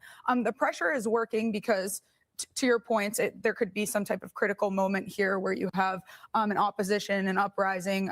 But ultimately, you don't solve the Iran problem until you solve the regime. The regime is the Iran problem. The Iranian people deserve better. And I think whatever the president can do to try to, have some change, that would be great. But a deal is not the answer with these people. Could I build on that, Brian? Just for viewers to understand, when they think about Iran and how to understand the society as a whole, it's 92 million people. My estimate is 10 to 15% of the population do support the regime. Half of those are true believers. They're zealots and they are religious believers, and they will kill and die for the regime. Most of them in uniform? No. You mean civilians? Yes, civilians too. It includes them. The other half of that 10, 15% are people who are beneficiaries of the regime. They get material benefits, all their pensions, their jobs, their houses, their kids, all that the regime is securing. That's their base. At the other end of the spectrum, you have about 30% of the population, like many countries, who are politically passive, right? They don't vote. They don't really care what's going on. They don't care. Their life's terrible. They don't. Well, they care about getting food on the table and keeping their children safe, but they don't really engage with politics. They'll live under any particular regime. That leaves 50, 60% of the population, I estimate, that oppose this regime. Those are the people, 50, maybe 70% of the population oppose this regime. They want to live under a different regime, but they don't have the power. They just simply don't have the power to express their voice or to confront this regime. So what do you think is going to happen, Karine? Do you think we go back to 10 days of bombing to try to finish them off, or do we have some other way of pressuring? Look, I think that is one of the tools. I was listening to an analyst, and we hit the majority of targets, but there's still like somewhere 20 to 30% of targets that are still on the table. To the points we've been hearing, the economy is they're really in a squeeze right now. The oil drums are filling up, inflation's going up. And this is a regime that was trying to pay off people. It was something like the equivalent of $7 a month before this entire conflict happened. And so you're going to have people getting really frustrated. And so I think if the president can keep up the pressure, both economic and a credible military threat, you could see some change here. But that's why I am so worried about a premature, weak deal. Right. Semifinals was China. Can't celebrate if you thought this trip was successful or not. I think it was, because the finals is Iran, and the president's got to find a way to solve that, and then his economy could probably take off. Keon, thank you so much, and Karine, thank you very much. So why are we where we are? Did you underestimate the pain tolerance that Iran has? I didn't underestimate anything. We hit them unbelievably hard. Look, we left their bridges. We left their electricity capacity. We can knock that all out in 2 days. 2 days, everything. We left Kargil, and other than, I said, hit it, except for the valves where the oil comes out, because when you hit that, that means you're going to lose a little oil. But one thing is happening amazingly. Ships are floating up to Texas and Louisiana, and they're going to Alaska, and they're loading up with oil like we've never seen before.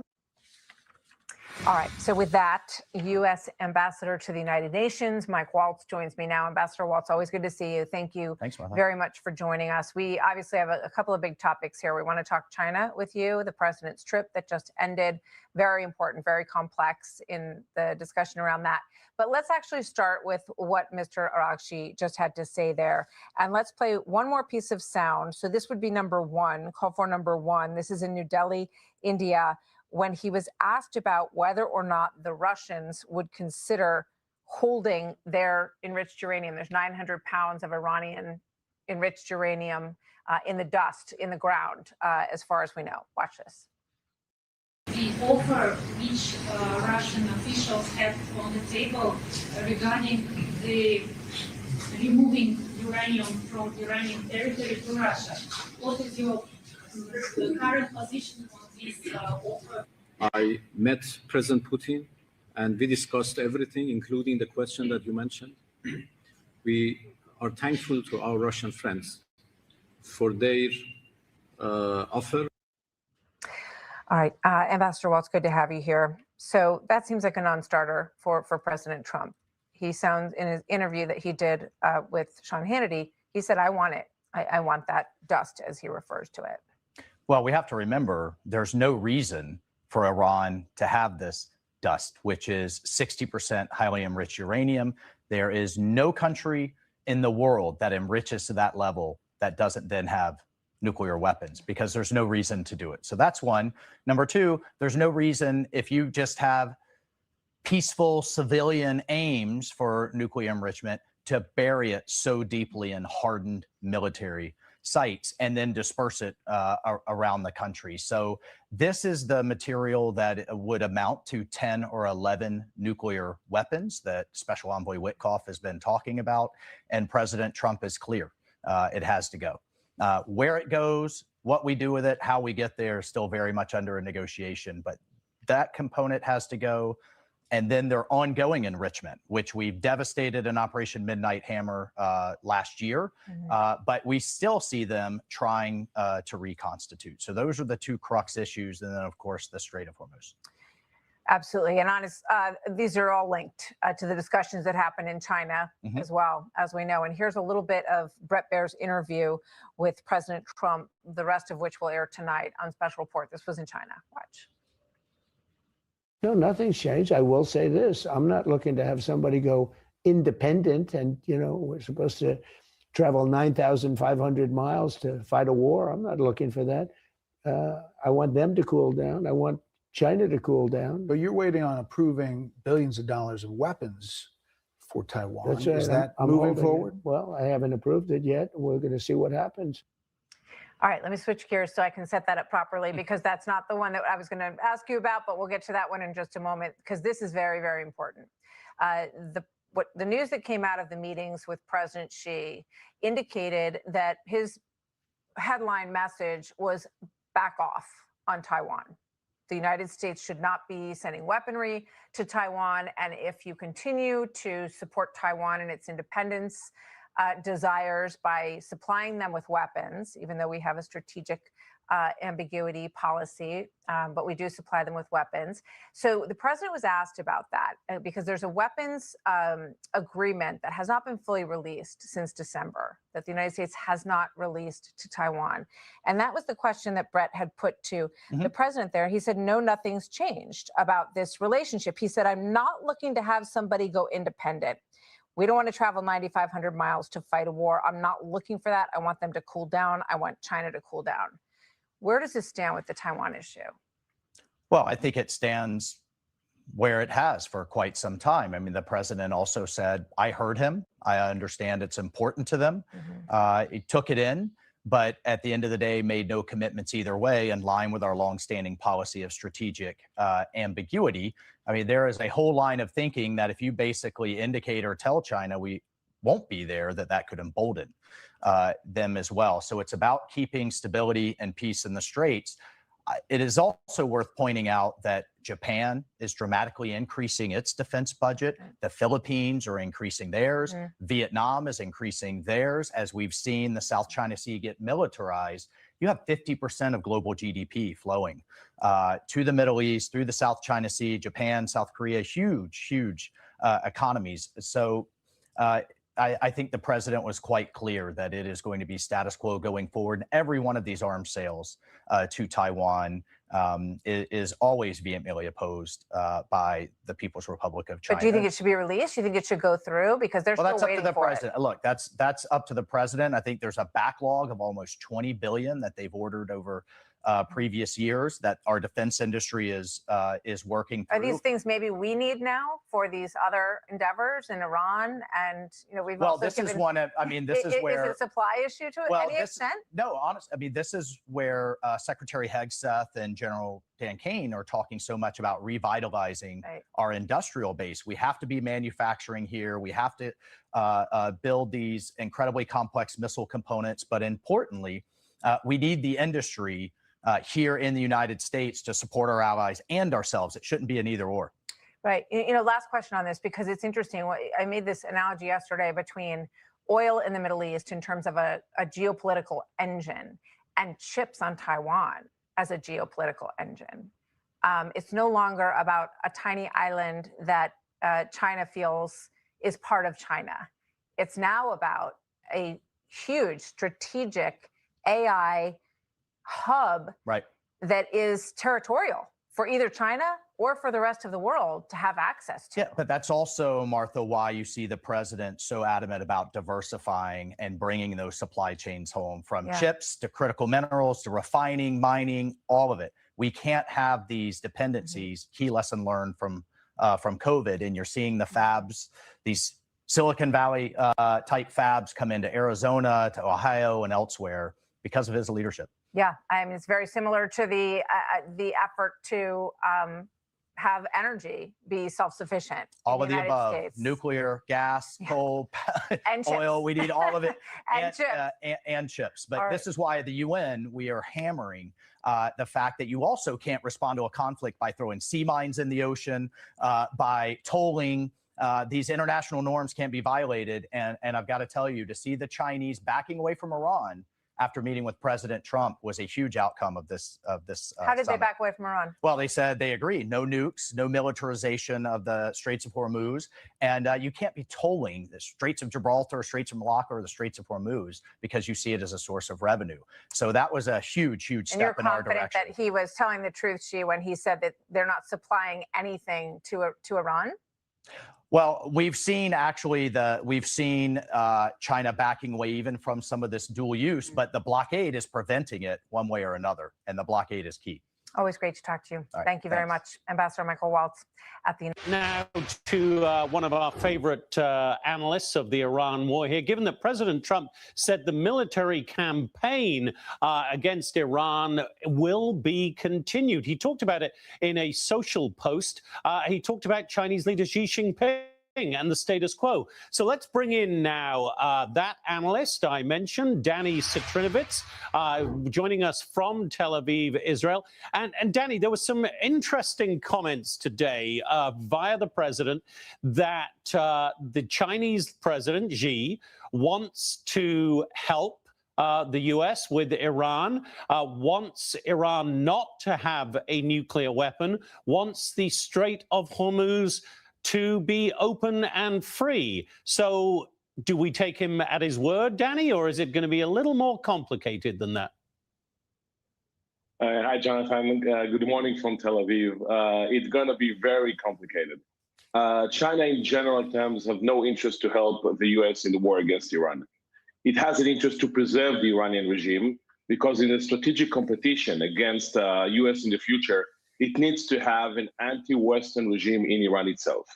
I'm sure that China has no interest that Iran will have nuclear weapons, and they want to see the Hormuz Straits open, but they don't have the intention of influencing or pressuring the Iranians to do so.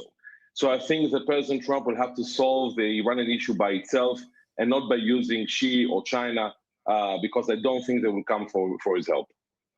And Danny, you made the very good point that while Iran has said that, according to the president, that they will not give weapons to Iran, they do give a lot of material which they wouldn't necessarily classify as weapons. It would be dual-use material, which are used to make those weapons. So you could say one thing on the one hand while doing something completely different that does allow Iran to continue stockpiling weapons.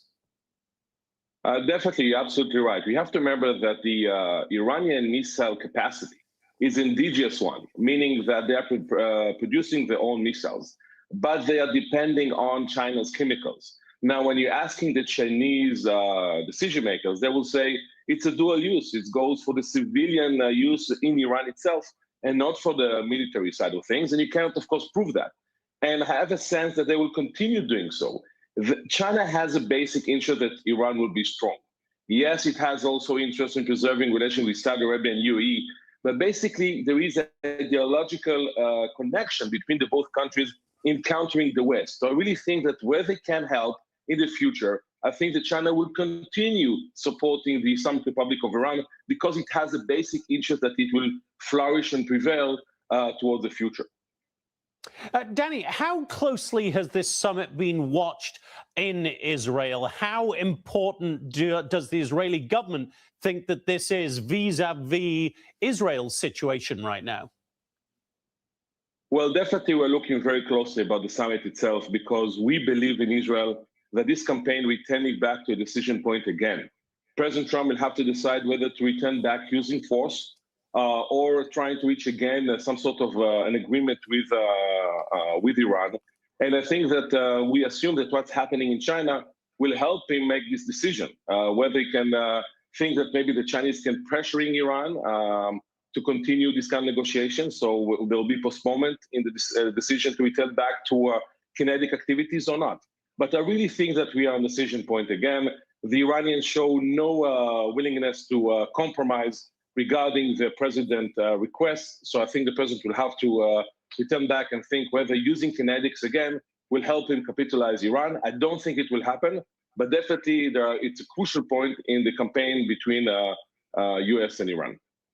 And would I be right in feeling, Danny, that Prime Minister Netanyahu would like to see a return to kinetic activity because he believes there needs to be more of that to break the Iranian regime? Definitely, you're absolutely right. First and foremost, Prime Minister Netanyahu does not want to see an agreement between Iran and the US because any agreement will strengthen the same regime that Israel seeks to topple. So I don't think that Israel will support any agreement regardless of the conditions of the agreement itself. So Israel is hoping for no agreement than a bad agreement. But I think that even more than that, Israel is hoping returning back to war, but not something specific or contained. Israel is interested in hitting the energy facilities in Iran, actually preventing Iran from being a strategic threat for Israel in the future. So I think that Israel is trying to push behind the scene US to prevent that from being happen. Danny Citrinowicz, it is always an honor and an education to talk to you, sir. Thank you so much for your time. And once again, to our audience. Hey, everyone. I'm Emily Compagno.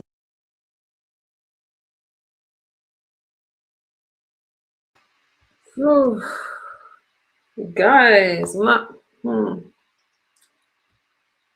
okay. Well, I have a little situation going on right now, but it's okay. There's nothing I can do about it tonight. Stewie girl, what's going on in the chat? All right, you guys, let me, what time is it? Are we still good? 1:43, we're good. No, where Trump said it's okay. You're good. I have no problem with you asking. I just know that after a stream, if it's deleted, I won't see it. If it's held, I will see it. Block the, oh, you probably can't see it because you're on the phone. I have to take care of my way. My all of a sudden my thumb just is real swollen. Just I'm sitting here and it got really swollen. And anytime there's a weird change like that, you guys, I'm on it. and it's pretty painful, but I had it. Let me play this video for you guys. It's okay. I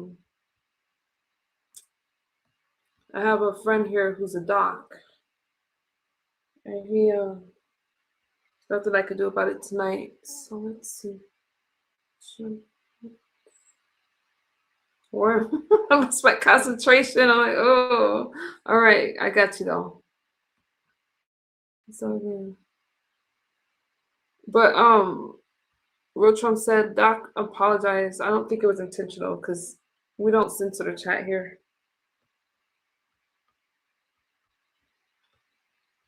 Unless it's against YouTube guidelines, obviously, which I'm sure it was not. Yesterday, he is now back in Washington, D.C.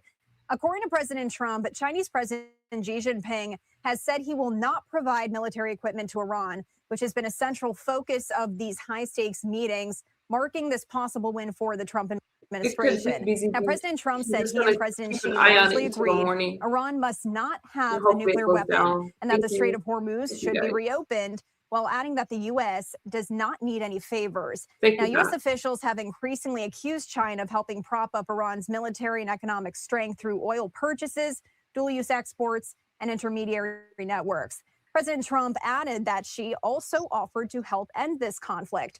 Here's a brief soundbite from a conversation the president had with Sean Hannity on this topic earlier this week. Take a listen. The issue, and you've been asked about it, and you've spoken about it, and that is China's support of Iran. How big a discussion was that today? We discussed it. I mean, when you say support, they're not fighting a war with us or anything. No. He said he's not going to give military equipment. That's a big statement. He said that today. That's a big statement. He said that strongly. But at the same time, he said, you know, they buy a lot of their oil there, and they'd like to keep doing that. He'd like to see Hormuz Strait opened. I said, well, we didn't stop it. They did it, and then we stopped them. You know, sort of interesting. He joked. He said, you know, it's sort of, if they stopped it, then you stopped them.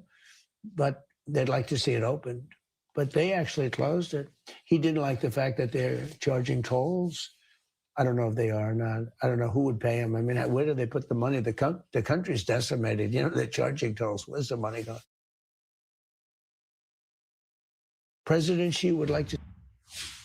All right, and joining us now is Rick De La Torre. He is a friend of the show, a familiar face, and a former CIA officer. Thank you so much for joining us this morning. We appreciate it. Thanks for having me.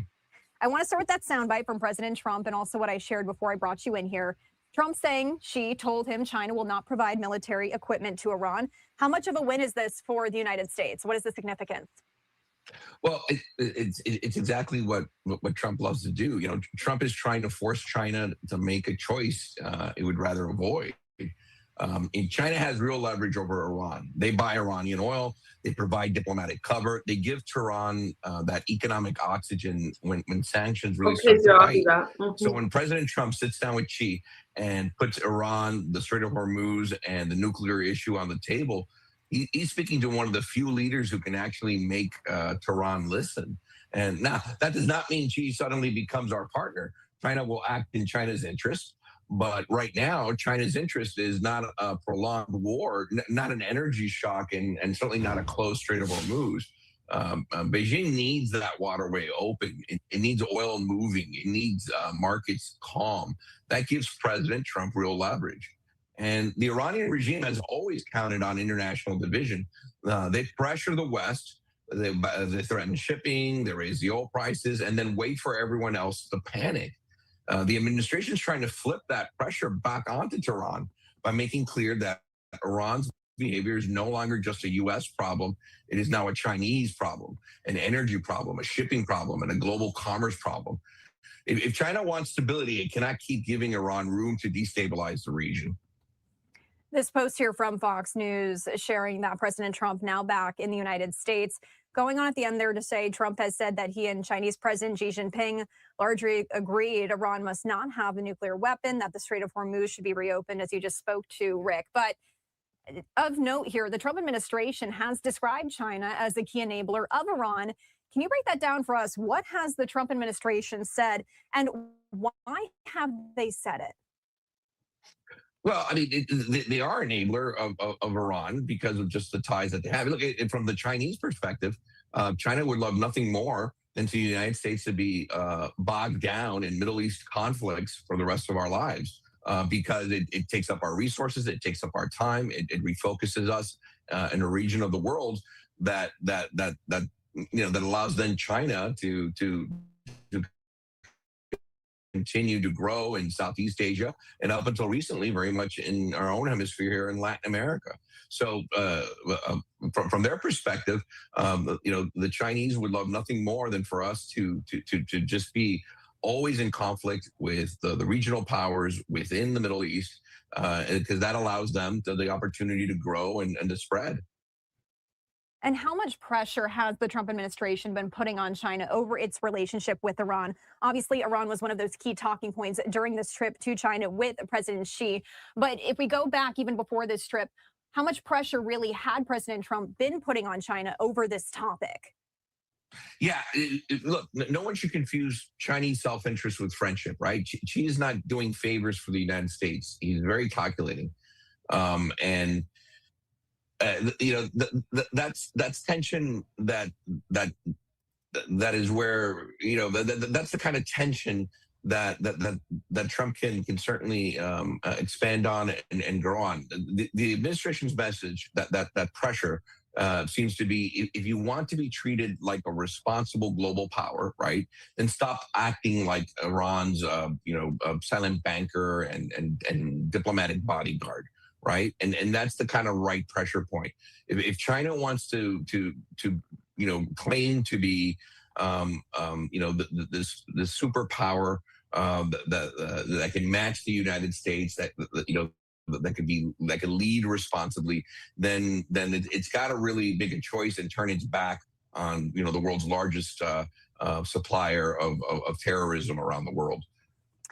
And Rick, we also heard from President Trump on Air Force One just yesterday. Here's some video of that. He was speaking to reporters heading back from this trip.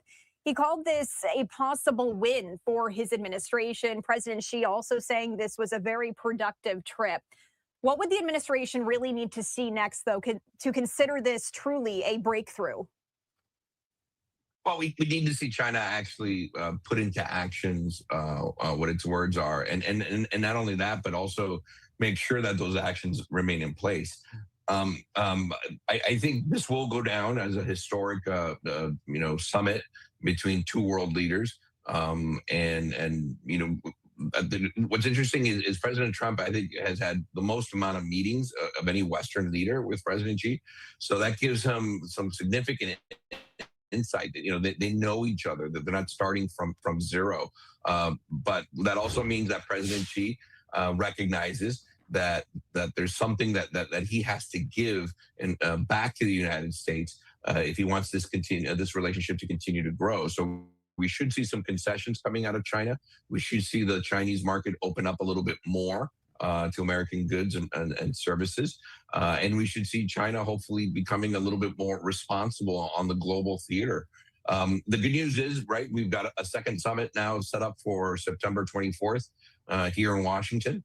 So that means that the conversation continues, and hopefully we'll see some tensions start to dissolve between the United States and China. But ultimately, China is always going to work in what's best in China's self-interest. What we need to do is make sure that we ally with China on those things that we can rely on and that we can work together on and build from there. And since you mentioned that summit, Rick, I did want to ask you, do we know what is going to be discussed there? What can we realistically expect that is still several months away? Every few months in this administration, there's always something new. So who knows what it could be? But the groundwork is there, right? Working together. In the last 3 or 4 months, who would have believed that we'd be talking about, no more dictatorship in Venezuela, narcos from Mexico no longer with us, in Iran, the entire leadership of Iranian dictators and imams just completely gone. So who knows what's going to happen between now and September? Now, I also wanted to touch on this. This banner at the bottom of our screen says President Trump says President Xi offered to help end the Iran conflict. What role could China realistically play in that? Yeah, that's that is exactly the point that we were trying to discuss earlier, right? The question that you had asked me. It's great to say that, we want to help end the war in Iran. Well, okay, what does that mean? And that's where he really has to put actions to words. What that would mean is they need to basically tell Iran to stand down. If not, all those Chinese purchases of Iranian oil are going to go elsewhere. And they need to make sure to tell Iran to open up the Strait of Hormuz. Iran will listen to China because, so much of their economy depends on Chinese buyers. So if China allies itself with the United States on this and drops its policy of encouraging and wanting the United States to be bogged down in Middle Eastern conflict, that's a huge win. That's a big reset button in the region. Now, going off of that, China's role, what they would play in all of this, at times like this, how closely do intelligence officials watch these relationships like the one between China and Iran during times of conflict, like what we're seeing there right now? Oh, we watch this stuff like a hawk. And we want to make sure that we understand exactly what's going on and see if there's any difference between what China or Iran says and what they actually do. If we continue to see a cooperation between China and Iran, where it's been noted that they provide the Iranian regime with satellite imagery, with communication support. If we start to see those things shift, right, that gets turned off, that's a great signal. And then openly, if we start to see the Chinese ministries start to criticize or start to encourage the Iranian regime to come to the table, to give up its nuclear weapons, to open up the Strait of Hormuz, and to fall in line with other countries, then again, that's a huge win for us in the West. So let's see if China will do it. I suspect I suspect it will in some way. Might not be a home run, but they'll certainly move closer to the West because they recognize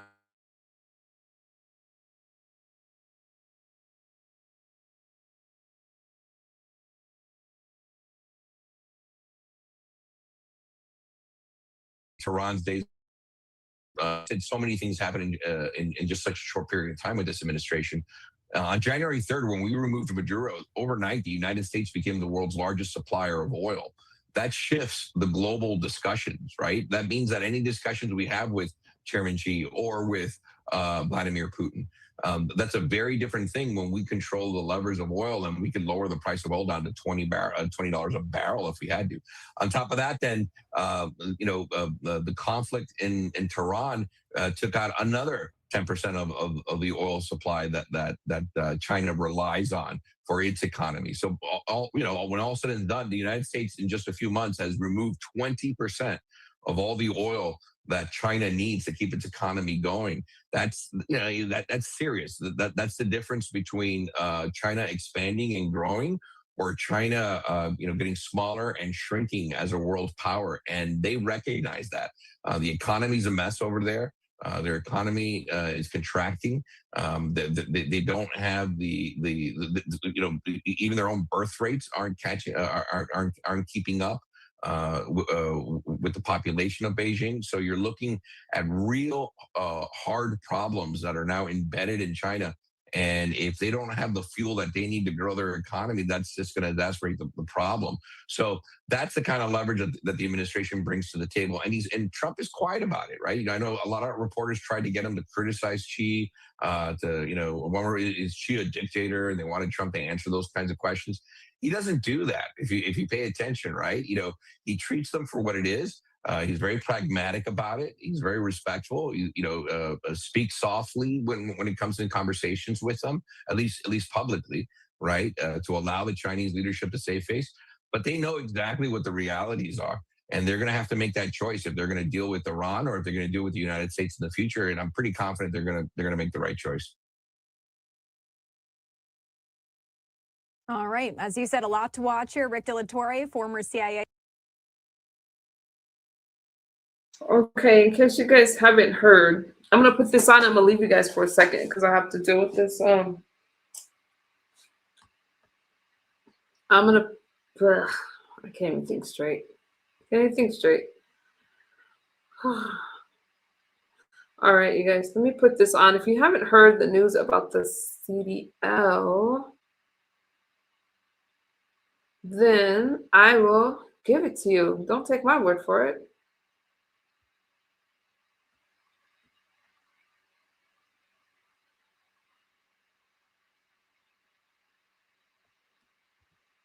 Yeah, I don't know. Do you guys agree with that? Having to take these tests in English? I guess they're not allowing the Spanish version anymore and they want truck drivers to speak English.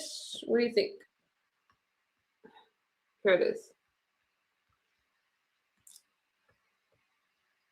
I'm going to go and get some allergy medicine right now. So I'm going to leave you guys alone. Don't hurt each other. Okay? Is potentially a very dangerous weapon. So what have we done at DOT and federal motor carriers? Well, we increased the penalties for those drivers that okay, I'll be right back. are proficient in English. We'll take their vehicle out of service. The last administration, if you didn't speak English, the penalty was nothing. Get back behind the wheel and keep driving. We've done a nationwide audit exposing the states for giving foreigners these CDL audits, CDLs unlawfully. Again, that's where we get the 50% in New York and 20,000 licenses in California unlawfully issued. We've issued new rules making it much stricter for someone to get a foreigner or a non-domiciled commercial driver's license. So think about this for a second. You're born in America, you're an American citizen, and you want to become a commercial driver. Well, what the DMV will do is say, well, who are you? I want to look at your driving record. How many infractions do you have? Do you have an OWI or a DWI? Do you have a criminal record? We'll do a background check on you to see what kind of person you are and whether you're qualified to actually get an American commercial driver's license. But if you came across the border under Joe Biden's tenure and Pete Buttigieg's tenure, we don't do any background check. We don't go back and look at their driving record. Did they have an OWI, a DWI? Do they have a criminal record? No review is done of who these individuals are.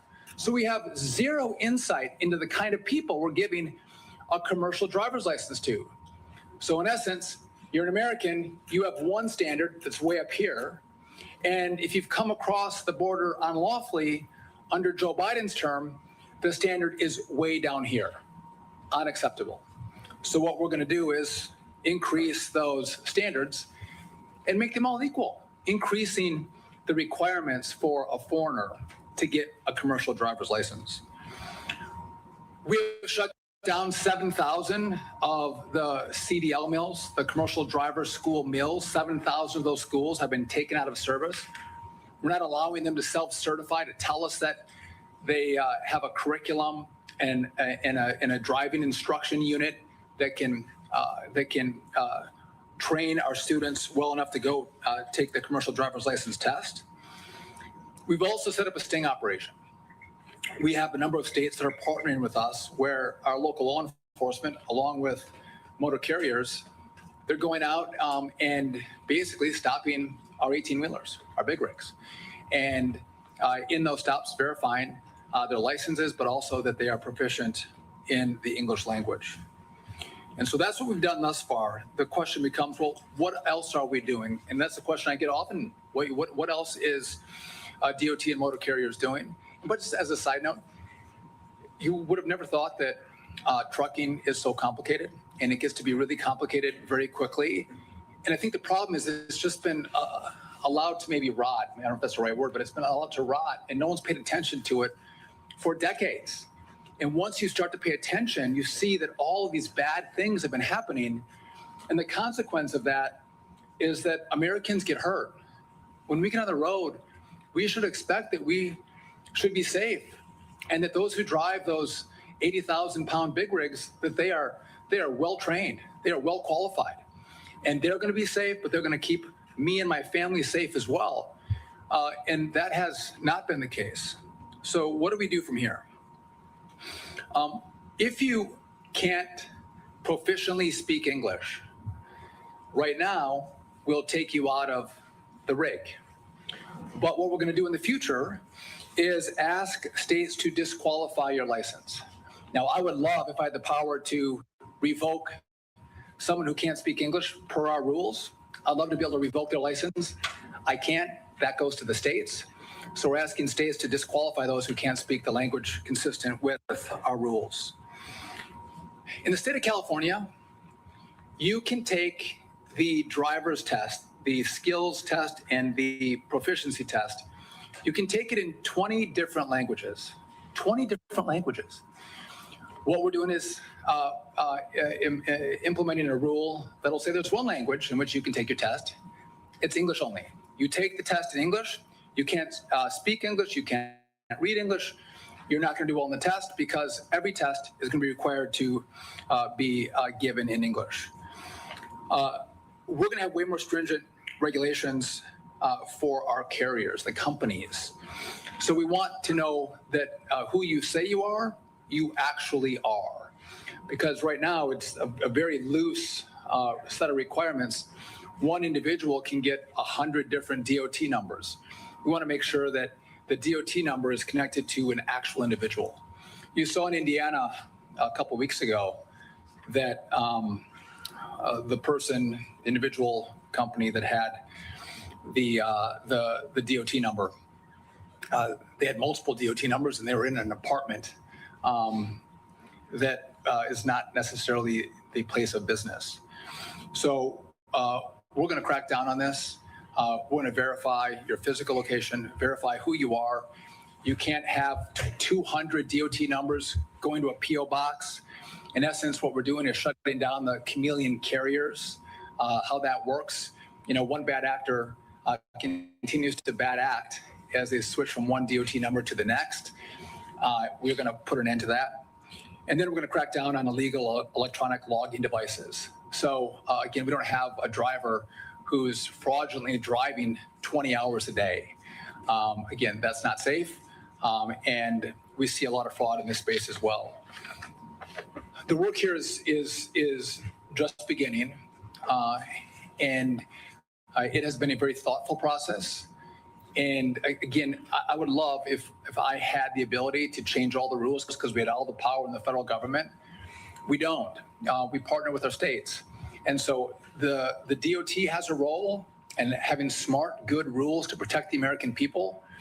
But I also need the states to say this is not partisan. This is not politics that we're playing here. We can have a debate about whether Joe Biden should have had an open border or Donald Trump, which I would agree with, shut down and secured the border. That's a different debate. The debate really is, do you want well-trained, well-qualified drivers behind the wheel of a big rig driving on American roads? It's very simple. I think the answer is every single American, no matter what your political stripes are, that's exactly what you want. That's what you would expect from the federal government and the state government. And to a greater extent, I think we need our states to say, listen, we can be good partners. I told you Gavin Newsom, who I've criticized oftentimes from this podium, they're starting to enforce the English proficiency requirements. That's a really good thing. Kudos to Gavin Newsom. I'm proud of him. Now, he has not done as much work as he needs to on the non-domiciled CDLs. He's not going back and revoking the licenses that were unlawfully issued. But we can partner as one government, different parties, but to protect the American people. We're going to continue to provide information. We're going to continue to ask our states to partner with us.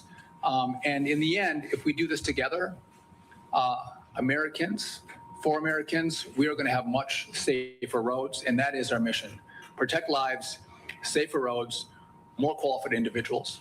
And to go into a little more detail, Derek Bars, our administrator, I don't know that he knew what he was signing up for when he took the job, but he and his team, they're small and they're mighty, and they have just been outstanding in all the work they've done to see through the problems and think through the solutions that we can implement to protect the American people. So I'll give you Derek Bars. Thank you, Mr. Secretary. Give me just 1 second. We'll get started. What I've got here.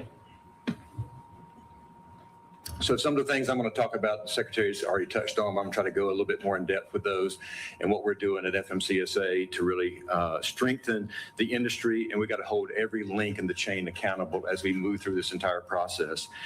Today, I want to outline how FMCSA is confronting fraud, chameleon carriers, unsafe operators, and abuse across the commercial motor vehicle industry. And that's where we're going to talk about where we're going to go next. But before I do that, I want to acknowledge that why we're here. He's talked about that earlier, but why we're here is very urgent of what we do because people's lives are in danger, and we need to make sure that we're doing every single thing that we can do to make sure that we save lives. But just 2 days ago in Indiana, a preventable crash involving a non-domiciled driver took the life of Terry Schultz. And in Jay County, Indiana, another preventable crash claimed 4 innocent lives of an Amish community. The driver held a non-domiciled CDL, was trained by a non-compliant school, and worked for a motor carrier operator as a part of a chameleon network that he talked about earlier. And they're designed to evade and get away with enforcement, compliance, and doing the right things.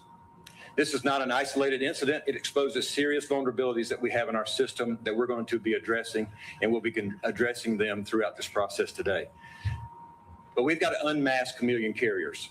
Our investigation on this particular crash confirmed that Indiana crash resulted from a coordinated chameleon effort network that repeatedly changed their names and their US DOT numbers to evade that oversight.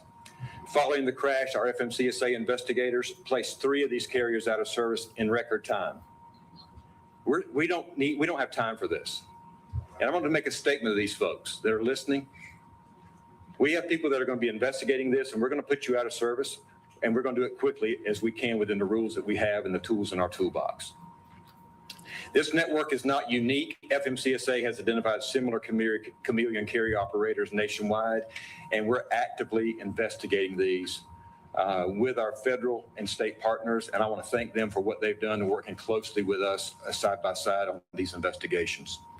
But to further disrupt this network, we are restoring principal place of business enforcement. Operating without a valid principal place of business where safety records should be held and they have to produce those within a 48-hour period, that's not tolerated any longer. And furthermore, it shouldn't have been in the first place. But to enhance our enforcement against the chameleon carrier network is just not enough. We must also protect our FMCSA front doors, what I like to call it, through our registration system. We have got to find ways, and the way that we're going to be doing this is through our MODIS system. And our MODIS system is our system of registration. So when a company comes into the system, they will know who they are and what they are and what the company's name is. So that's the way that we're going to combat the fraud is through our registration system. So with that being said, as we move into the next couple of things I want to talk about here is we're going to modernize that. It's been like 40 years since the last time it was modernized. It's got a rigorous verification system. And with these chameleon carriers, they're all over the place. They may be at a principal place of business where they're out in the middle of nowhere, where there's 400 or 500 of those. But in addition to that, we're initiating today 3 rulemakings that we're going to talk about, that we're going to address this issue. The first rulemaking is to codify enhanced procedures for granting suspended and revoking regulations. The second is to ensure application carriers or applicant carriers are thoroughly knowledgeable about the application and the safety requirements before they actually become a new entrant carrier. This is a long-standing process that we should have actually been putting in place a long time ago. We're also going to put requirements to ensure all brokers are qualified and tested as a part of their registration process as well. Right now, you can pay $300 and become a carrier and run interstate commerce. That's not acceptable. Good carriers understand what it takes to be safe. And we want to hold those folks that are not doing what they're supposed to do, we need to hold them accountable. Just as we are demanding more of our motor carriers, we're completely overhauling how we vet drivers. The Secretary talked about non-domiciled CDLs. We're closing that loophole. and we're moving into making sure that that standard is equal, whether you're a foreign driver or whether you're an American driver. Those standards need to be the same. Had this rule been in place, a lot of lives would have been saved. Of course, our CDL is only reliable as that we have for the training. We have started and we will continue to work on cracking down on entry-level driver training schools. As a part of our response to the Indiana crash, FMCSA has shut down that particular driver training school and is still under investigation. As I said, we'll be working closely with our law enforcement partners on this. The driver training schools responsible for ensuring CDL applicants meet safety standards. That's what they're supposed to be doing. This is why we announced recently that we went into 1,500 of our driver training schools, and we found that over 550 of those driver training schools were cutting corners, as the Secretary mentioned earlier. We are not done here. We will continue working to make sure that they are compliant. I said this in a previous interview before, that if you're not following the rules, we're going to put you out of business, and that's exactly what we're going to do. But as we clean up the CDL mills, we need to make sure that we have rules that are in place to strengthen the entry-level driver training process. And with that, we will work to reform with a new rule to end the self-certification process for these training schools. And finally, for drivers who are out here working, doing things every single day on our roadways, and we appreciate the work that they do, enforcement is key for everything that we do. And the educational piece is key. But as we go through this, I'm going to talk a little bit about the English language proficiency process that the Secretary talked about. We've placed over 14,000 individual drivers out thus far for ELP violations. He mentioned California. California has placed over 600 drivers out of service during roadside inspections. So FMCSA is initiating rulemaking to ensure that all knowledge written tests will be given in English. This will ensure that all drivers can understand road signs. He talked about Safe Drive. Safe Drive is just one initiative that FMCSA is working on with our state partners. We will continue to do these particular operations. They will be unpredictable, and we'll be working closely with them on different operations to address these issues on an ongoing basis. FMCSA and our law enforcement partners are key. I understand that as being a former law enforcement officer, how key our relationship is with FMCSA. But again, these are going to be reoccurring, widespread, and they're going to be unpredictable. And finally, non-compliant electronic logging devices have allowed bad actors to violate hours of service rules. We have removed 42 from our list thus far. We had over 238 folks that have tried to come in to be ELD providers that we have not let in because of our vetting process. But FMCSA is announcing again that we will be initiating rulemaking to strengthen the vetting process and to reform the self-certification process that is in place today. We're also developing criminal interdiction training courses for our state partners for commercial vehicle enforcement operations. So I want to end with this. We are biting off a lot at FMCSA, but we're going to keep chewing. And we're going to keep going after it and to make sure that our American roadways are safe. And I want to thank Secretary Duffy for his leadership and the great team that we have at FMCSA for the work that they do in saving lives. We have a lot of work to do, but we're not shying away from it. And we will continue working with our partners who want to work with us to make things safer on our roadways. Thank you, sir. I'll take your questions in 1 second, but if I could just point something out, and this is not just DOT, this is government, I think, as a whole. One administration will pass off to the next administration kind of what they inherit. Just one goes to the next goes to the other. And no one ever stops and says, well, how is this organization organized?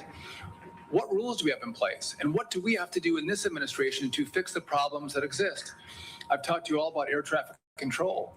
This should have been done 20 years ago. And no one did it. And we said, we're going to grapple with the hard problems and we're going to fix and modernize our air traffic control system. But it didn't happen over the last 10 or 20 years, but it should have. This is not that much different. This has been rotting for decades.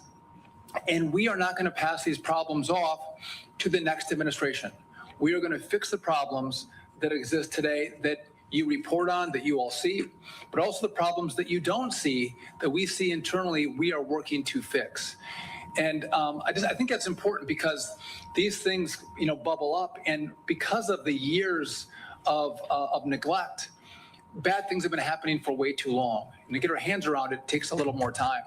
The rules that we were using from the last administration and before, I mean, these are decades old. And then the enforcement, the technology that we use is also decades old. And so we have to update the rules, but we also have to update our technology. AI is a great way for us to flag many of the bad actors in this space. And the last point I'll bring up to you, and I'll take your questions. I'm not the FBI. Right? We don't have a massive team of law enforcement officers that go out around the country and enforce motor carrier laws. We rely on our state partners, right? In good relationships with the states, where we set up rules, things that are in our purview, and the issues that are in their purview. But it's a team relationship that we have to have together. And some states are better than others, but I can't deploy 100 officers to a state. We don't have that capacity. And so again, I want to encourage our state partners to engage with us, because in the end, we are looking at saving lives, protecting Americans, and making this country better off than what we found it, which was the mission that President Trump has given us. With that, if you have questions, we're happy to take them. Yes.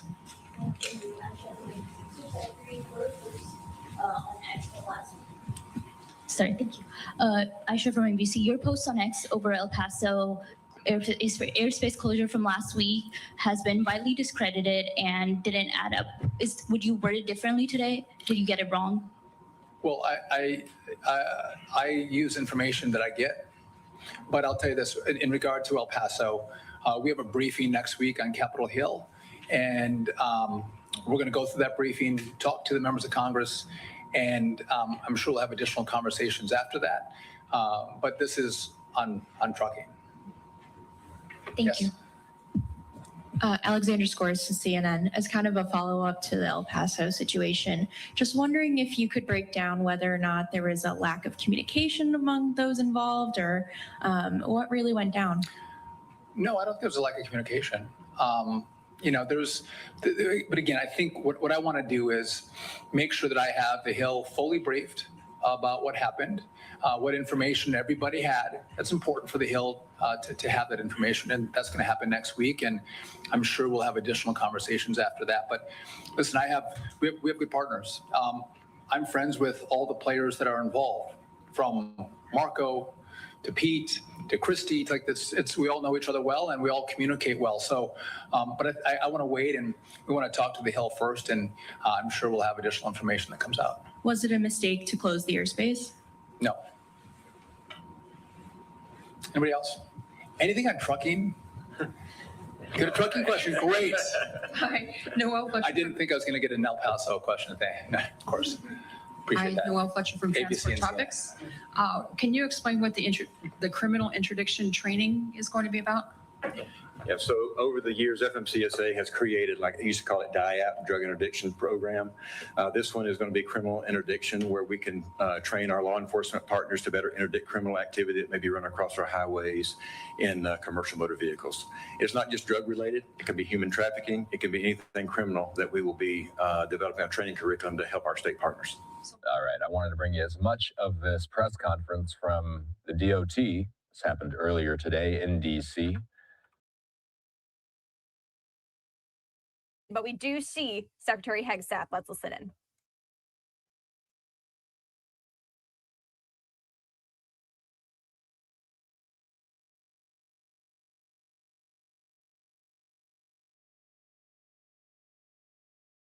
About that, I'm sorry, y'all. I'm doing something here.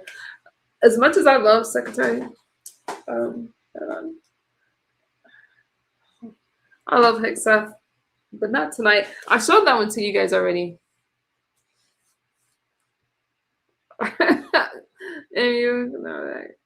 All right. I showed I'm afraid to ask the question, Dragonfly. This chat was rough today. They're mad. They were big mad. All right, I got you. Let me show this to you. Who doesn't? Oh, no, I'm not showing Hex. I forgot. Nope, we're not going there. We're going to Long Island. No,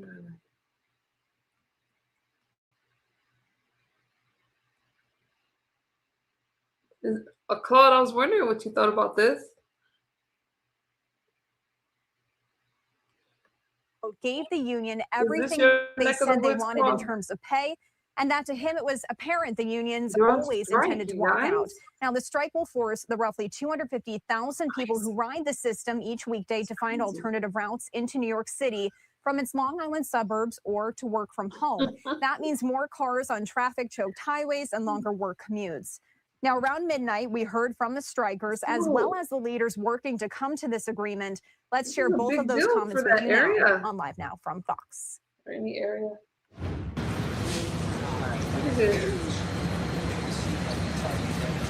This is Kevin Sexton, Vice President of God.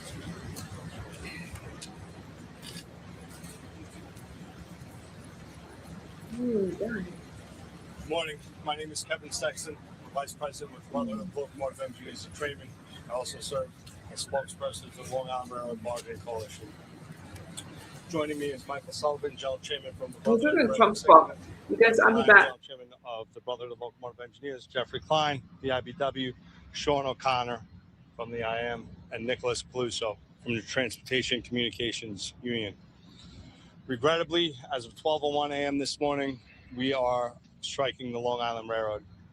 After 2 days of round-the-clock negotiations, the parties were unable to reach a deal. This was a management-provoked strike, as far as we are concerned.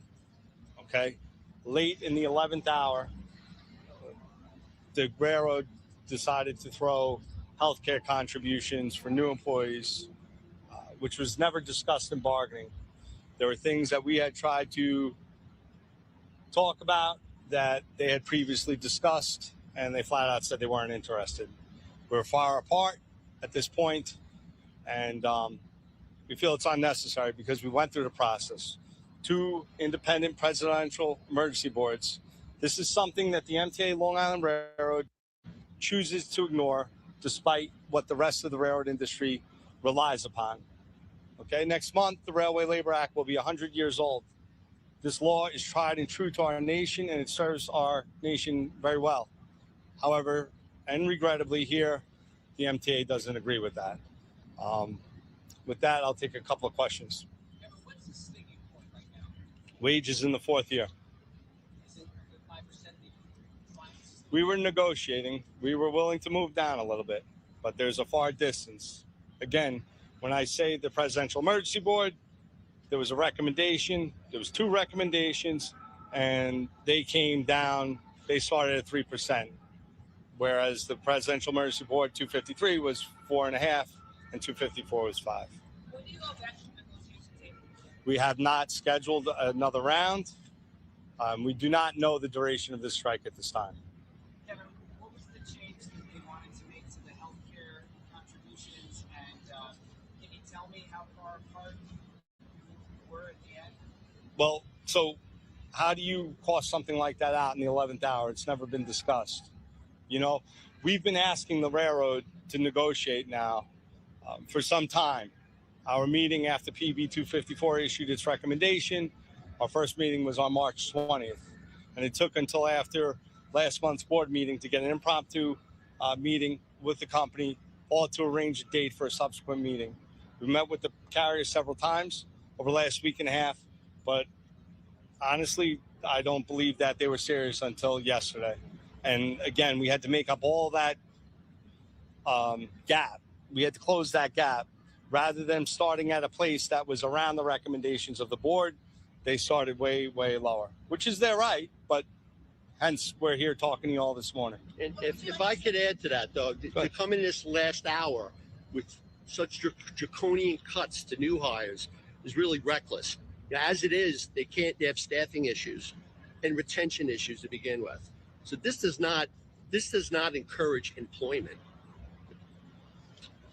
Did they make an offer? We heard that they had made another offer. Did they make an offer and then say, but if we give you this, we want concessions on health? Well, I mean, there's always give and take in bargaining. We recognize that, and there was a lot of back and forth. But when you start at a place that disregards the recommendations of 6 arbitrators that are widely recognized in this industry, and you start way behind that, I mean, what kind of quid pro quo can you have? What was their last offer? I don't want to get into particulars at this time. What do you want to say to riders? We are truly sorry that we're in this situation. You know, these riders are our friends, our neighbors. They live in our communities. We understand the service that the the service that the Long Island Railroad provides this region. This is a truly unfortunate situation, but this is why you have to take collective bargaining seriously. We engaged the process. If you recall, this group requested 2 presidential emergency boards.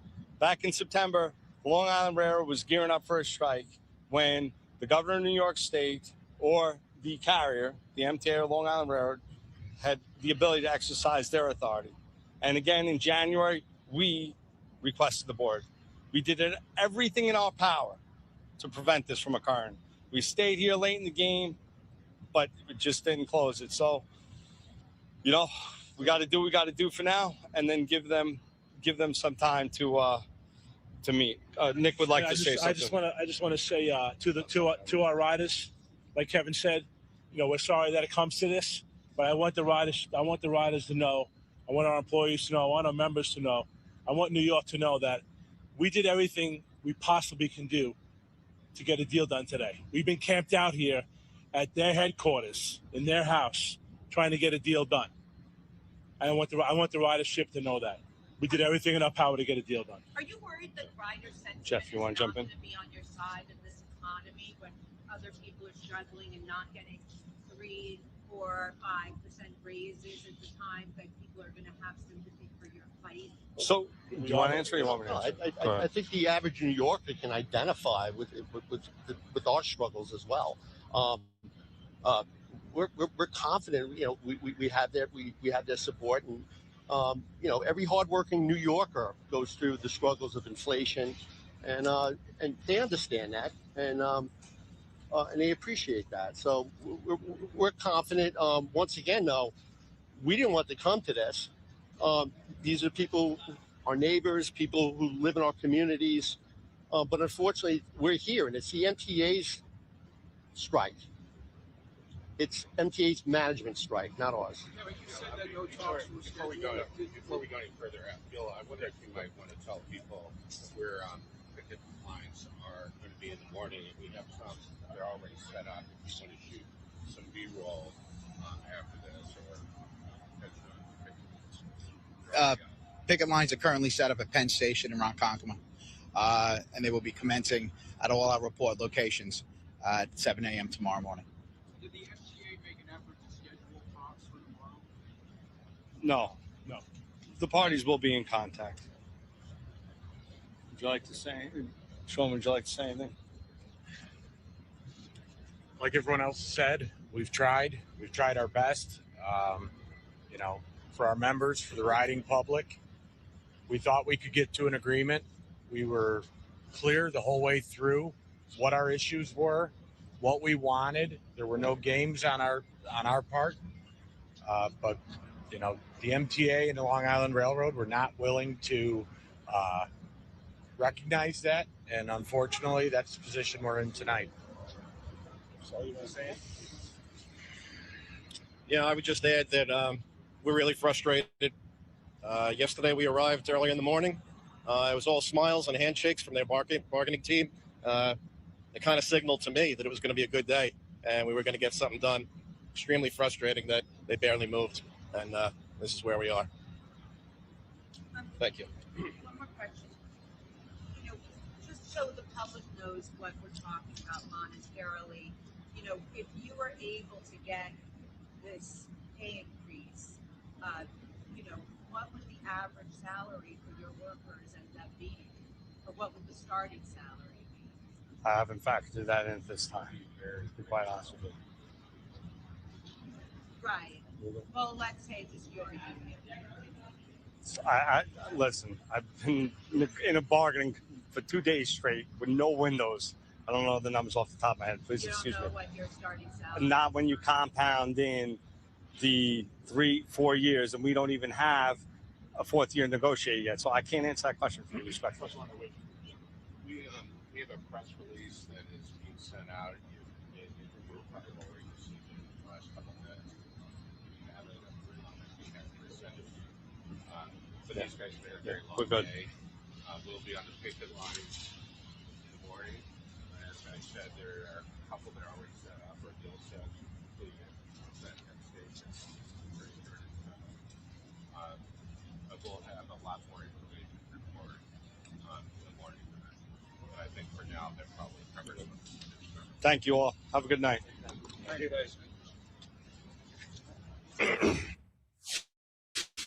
Now, we also had a brief press conference from MTA representatives, including the chairman. They spoke very briefly this morning as well. Let's bring you those comments now. On top of all that, the workers at these unions who are going on strike get to feast on overtime. Feast because of those crazy work rules that we have been talking about, which they absolutely refuse to discuss at the bargaining table. I mean, that's a big point. Now, we agreed to put that aside for the moment, but it is shocking that they are representing that they are underpaid given their history of gobbling up overtime. Now listen, at the table this week, and especially today, we upped our proposals again and again and again, even as the other side reciprocated little or not at all. Our last offer literally gave the unions everything they said they had wanted in terms of pay, and in exactly the way they said they wanted it, but they rejected even that. Then, as a last effort to avoid a strike, we offered to conclude a contract just on the 3 years that we have already agreed on, and to pay them all the pay that they are owed because they've been out of contract for a couple of years. We were going to pay everything, and then just send the last 4th year, which is still in dispute, to binding arbitration, and they rejected even that. For me, it became apparent that these unions always intended to strike. Their strategy is to inconvenience Long Islanders and try to force the MTA and the state to do a bad deal. That is unacceptable to Governor Hochul, to the MTA board, and to me. So here we are. I'll take the questions. Mr. Chairman, they said, Wait a second. Go ahead. you guys brought up health contributions. Yeah. 11th hour, and that was very there. Yeah. Did you talk about what your intention was there and respond to? Yeah, I mean, listen, it's not a secret. We have for several days been offering packages that exactly adhered to the amount of money that they say the PEB, the Presidential Emergency Board, entitled them to, 4.5%. But they kept telling us they wanted a different form. So in the end, we gave them the money, the wage increases, and dramatically dropped the lump sums. But to pay for those additional wage increases, we introduced a new concept, which is not unheard of at all, which is that the new workers who come, who get, not folks who work there not now, not the folks they represent right now, but that the new workers should pay a reasonable portion of healthcare costs. You know what we proposed? Half of what an average state worker pays for their healthcare costs. That's what we proposed. It was a big effort on our part to give them more cash, to give them more wage increases, and also to be able to pay for it. They rejected that. We don't understand why. Okay, Kevin. When you say half of what an average state worker pays, do you mean an average worker in New York State or an average person who works for A New York State, it's a good question. It was an average, what an average New York State worker pays in terms of how much they have to pay as a portion of healthcare, of the healthcare costs. We offered them a deal where the new workers, future hires, would pay a little bit more than the guys who are already on the job are paying, but it really represents only half what an average New York State worker has to pay for their healthcare costs. It was a good deal. an employee of the state? Yes. Did they actually agree to 4.5%? Did they come down from their 5%? No, in the end, they did, but they wouldn't accept anything in the, we offered everything that added up to 4.5. They had a different version of 4.5. In the end, we couldn't make a deal. You said if you reduced the lump sums, did you up the percentage? Yes, dramatically. Dramatically, you have to understand that, they inched their way down from 5. We came up from 3 to almost to 4.5 in a couple days. That was a significant move. And that was why we needed a new feature along the lines of the healthcare costs that I had just talked about. But you didn't go to 4.5. We were just a hair under it, and for all intents and purposes, we were exactly there. It added up all the time to 4.5, but this time we gave it in the format that they wanted. And you were willing to set that precedent even with TWU contract that expired.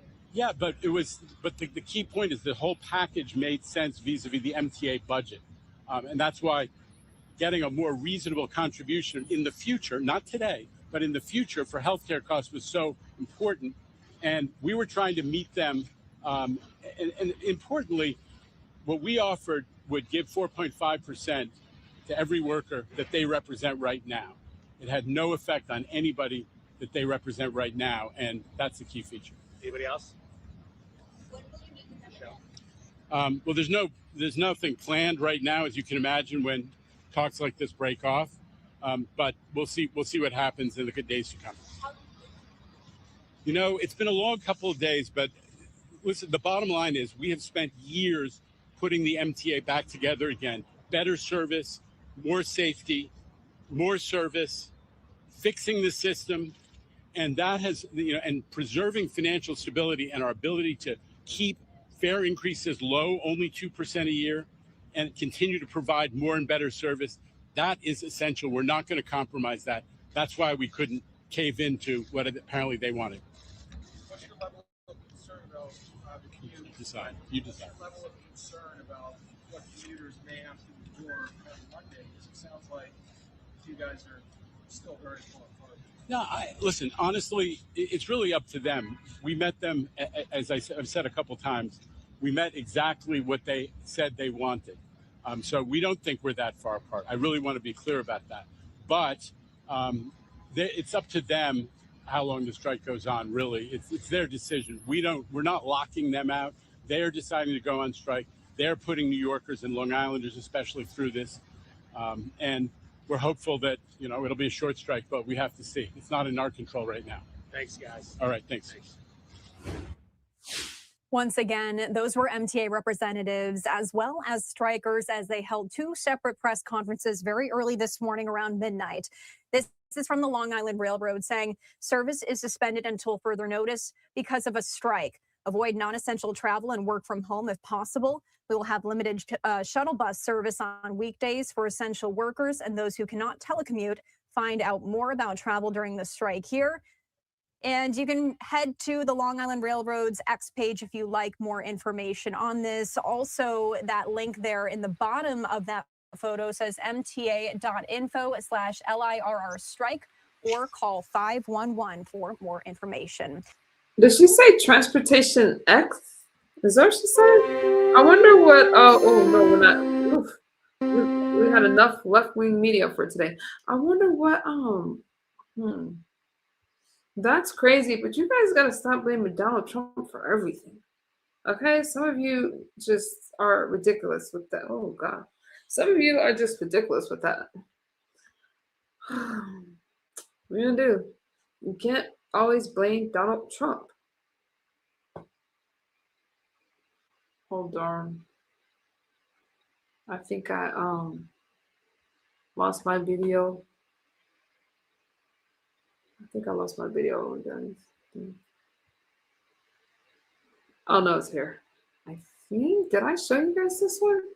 That's why I know I'm hurting. Because I'm losing track of what I'm. Oh, bear with me tonight, okay?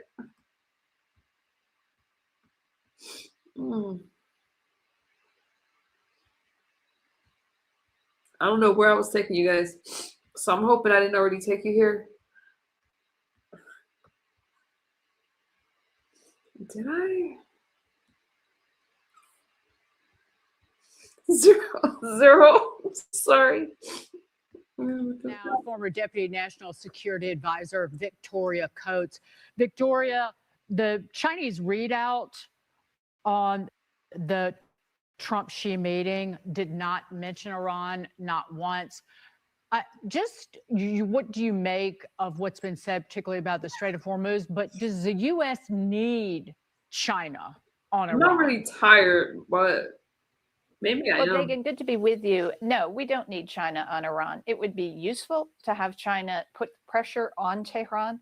And I have to tell you, having Okay, been in got it. some of these meetings and participating in the readouts, I wouldn't put a whole lot of weight on what a readout of one of these conversations says. I would wait and see what the parties actually do.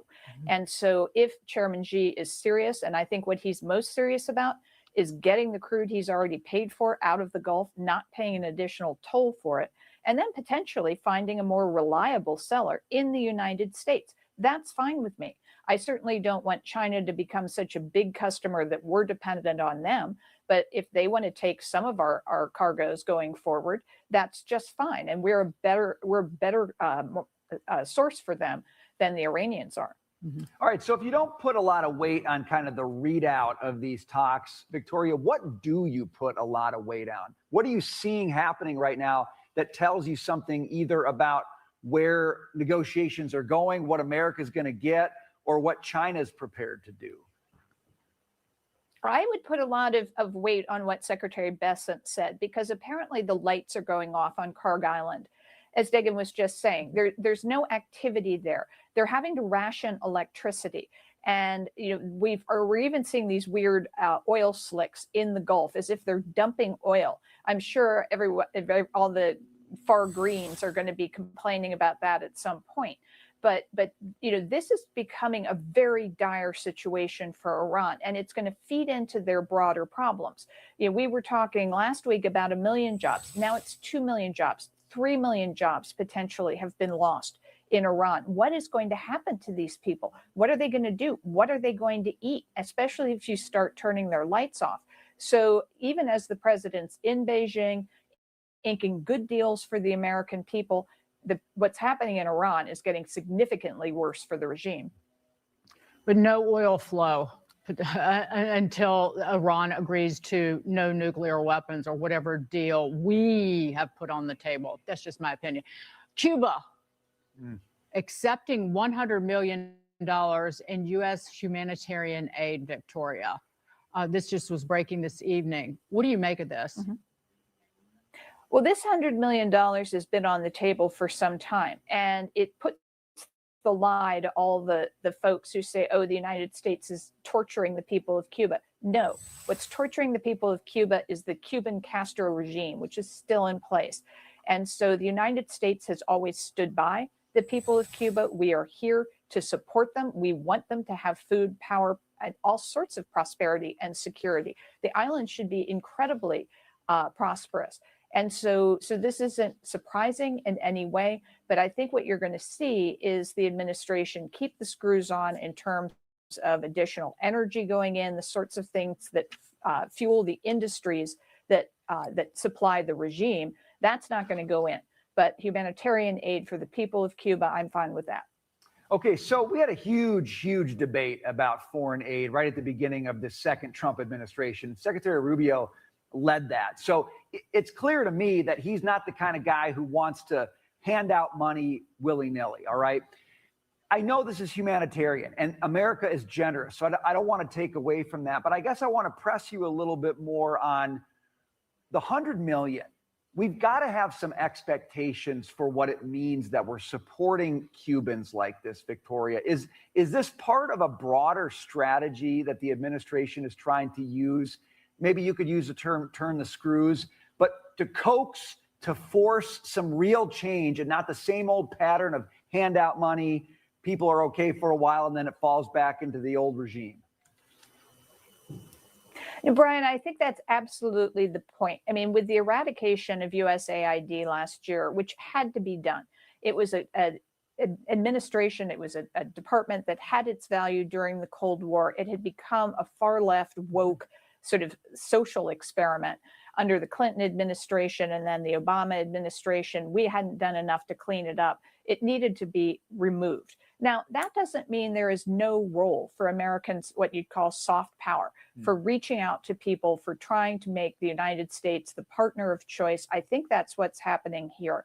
And I know $100 million is a lot of money, but in the grand scheme of things, in terms of what Cuba has cost us over the last 60 years, this could be a reasonably small investment. And if this is the kind of thing the administration is going to do, to get to a Cuba where we don't have to take military action against them, we are able to change the behavior of that regime, and then over time, change to a government of Cuba that is responsive to the people of Cuba.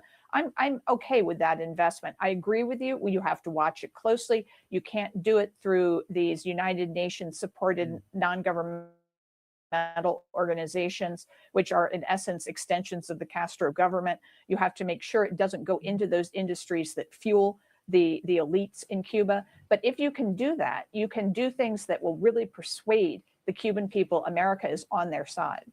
I'm glad you brought up the dismantling of USAID, because it just reminded me of how much President Trump has accomplished. Thank you. Yes. In less than a year and a half on the job. It's just astonishing. Victoria Coates, great to see you.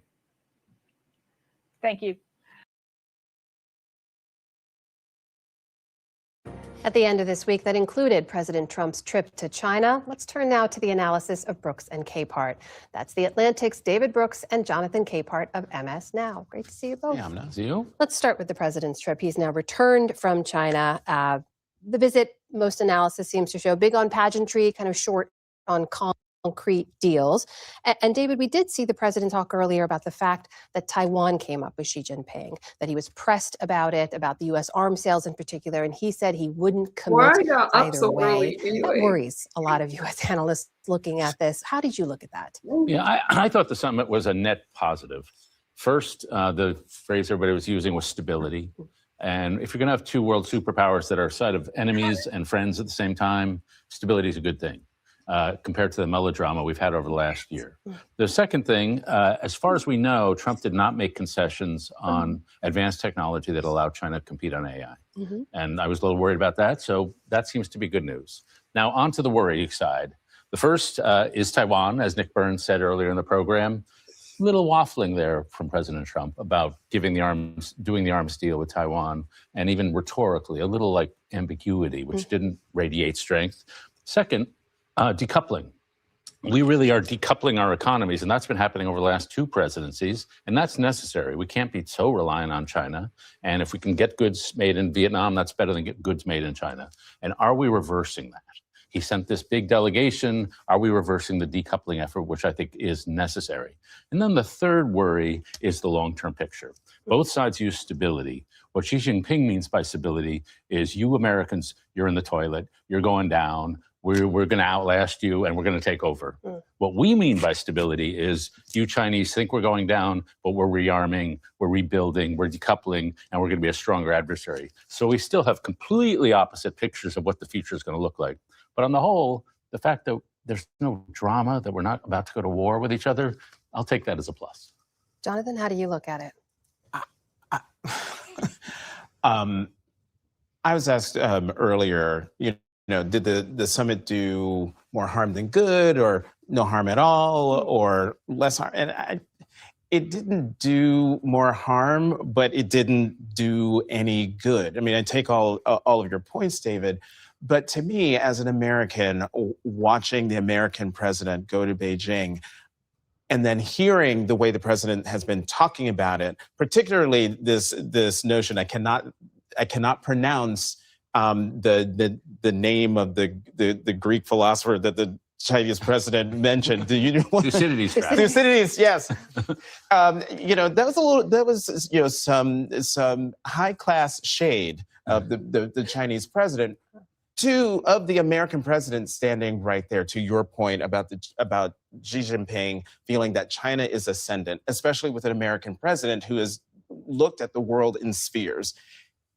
Trump wants the Western Hemisphere. He seems to be perfectly fine with China exerting its influence in the Pacific. which is why, to my mind, his waffling on Taiwan is very troubling. I mean, I'm old enough to remember when there were some sacrosanct beliefs of the American president. We were there for Europe's defense and strong proponent of NATO. That is now not so certain. And also that the United States would stand by Taiwan rhetorically. So far, never had to do it militarily. But it doesn't seem like that is the case. If the American president isn't willing to say, yeah, that $49 billion worth of arms, yeah, we're down with that. We're still going to go for that. And he did not do that. If I were the Taiwanese leader, I would be very worried. I should say, despite what the president said, Secretary Marco Rubio said that the U.S. policy has not changed. So we'll have to see how this all plays out in real terms. But I do want to ask about what happened here in Washington last night. House Republicans once again narrowly rejected a war powers resolution. This was related, of course, to the U.S. and Israeli war in Iran. It was the first vote that they've taken since that crossed the 60-day legal deadline that requires Congress to authorize force. And of course, the White House argues that the ceasefire stopped that clock. But there were 3 Republicans who voted with Democrats this time to lead it to a tie, which means it didn't pass. Those 3 Republicans were Thomas Massie of Kentucky, Brian Fitzpatrick of Pennsylvania, and Tom Barrett of Michigan. Jared Golden was the lone Democrat to oppose it. Jonathan, I'll start with you. What did those Republican votes at this point in time say to you? It says to me that the president's hold on the Republican conference might be weakening. With Republicans, that these Republicans, well, Thomas Massie has always been like a permanent no against the president, but these are folks who have been back in their home districts, and this is their first week back since being away. They're hearing from their constituents who are probably not happy about the United States being in a war, but also the impacts of the war on the economy. These are folks who are driving, they're seeing their gas prices through the roof. So I would like to think that they're reflecting their constituents' anger back at home. And if there is another vote, we'll know if that is indeed the case, if those 3 Republicans are joined by more Republicans. Massie, we should point out, is also facing his election on Tuesday as well. David, go ahead. Yeah, I mean, it's clearly, inflation's at 3.8 now, so that's up. Clearly, the people who supported the war are beginning to waver. The people who opposed the war are like, yeah, we were right. And so that's just the vibe, and that's just the reality. As for the War Powers Act, I'm old, and the War Powers Act has been invoked, as far as I know, 3 times in my lifetime. Well, it was created in the 70s. I was still a little kiddie. But I think it was the 2 Iraq wars and Afghanistan. Yeah. Is the only time Congress, and all presidents have said, no, I'm not going to Congress. And sometimes it's because they stop the war at 60 days, but sometimes they just run over Congress. And I wish there would be a War Powers Act. I wish that, because we would have had a national debate about this. Yeah. And we would have had to make the case for why this was a good thing or not a good thing. It would have really helped President.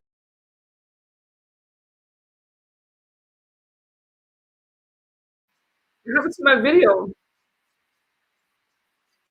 What happened to my video?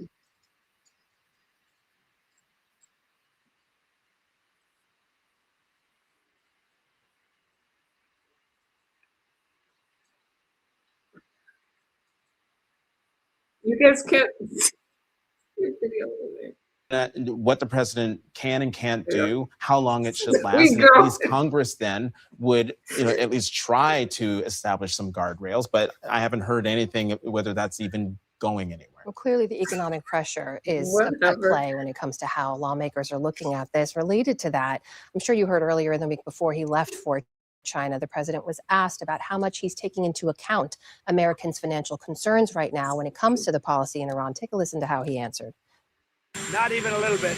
The only thing that matters when I'm talking about Iran, they can't have a nuclear weapon. I don't think about Americans' financial situation. I don't think about anybody. I think about one thing. We cannot let Iran have a nuclear weapon. That's all. David, do you think he regrets saying that? I'm trying to think of his staff when he said that. And then I'm trying to think of the Democratic ad makers. Woo! And so he clearly shouldn't have said it. But I understand why he said it. He's trying to send a signal to Iran that I'm not soft here. I'm not on the ropes here. If you're going to try to intimidate us, it's not going to work. I assume that was in his mind. but the actual words that came out of his mouth were impolitic. To tell the American people, I don't really care about your economic circumstance, not a thing too many presidents or politicians say. So it was a stupid comment, but I sort of understand why he made it. I mean, to be fair, it did make it into Democratic attack ads within like an hour after it hit the airwaves. Jonathan? But, maybe the president actually does feel that way. I mean, how else to explain launching a war with Iran and discounting the general's warnings that they could cut off the Strait of Hormuz and all the consequences that would cascade from that. That's why no other president has tried to do anything like this. So to my mind, President Trump said the not so quiet part out loud for everyone to hear. And I haven't heard him try to backtrack from that at all. It's highly insensitive to say that when people are suffering with gas that's approaching $5 a gallon. We have mere seconds left. I'll ask for a quick sentence from each of you in terms of what you're looking for when it comes to the new Fed chair who's already been confirmed, will soon be sworn in, Kevin Warsh. What do you think? Armor. I gave him suits of armor for Christmas. Just on Jay Powell, I thought we were going to have a recession when he tried to pull that inflation down, and we did not. That's a remarkable achievement. We'll see if Chairman Warsh has the same intestinal fortitude to resist the president's demands when it goes against economic sense. He has a tough job ahead. We'll be watching. Jonathan Capehart, David Brooks, great to see you both. Thank you.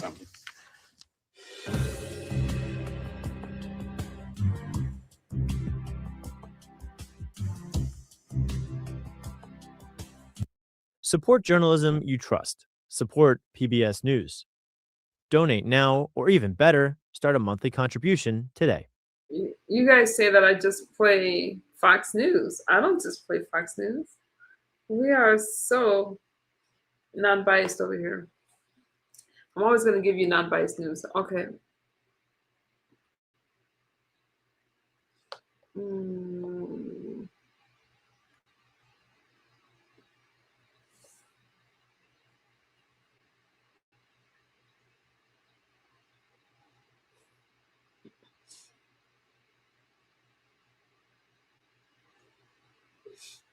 And this should make you feel good.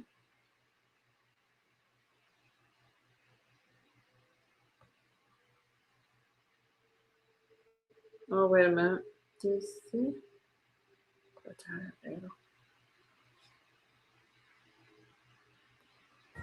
Fox News alert, more bad news for Democrats. The Supreme Court rejecting a Democratic bid to revive their gerrymandered map in Virginia.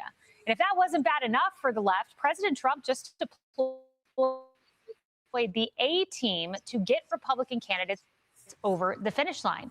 And there might be no bigger name leading the push than my next guest, White House Deputy Chief of Staff James Blair.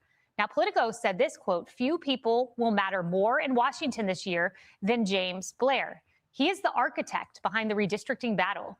And if the midterms play out the same way that did, Republicans are in good shape. Look at the map. They could potentially gain as many as 17 seats. Meanwhile, as we just told you, Democrats just blew $64 million, some say over $80 million, only to walk away empty-handed. And if that doesn't worry Democrats, Republicans have a huge cash advantage with nearly $850 million in the bank. Joining me now on this, White House Deputy Chief of Staff James Blair. Thank you for doing this. I know you just got back from China with the president, so we appreciate it. Where do you think these redistricting wins place Republicans as we head into the midterms? Well, I think they put us much closer to being able to retain the House.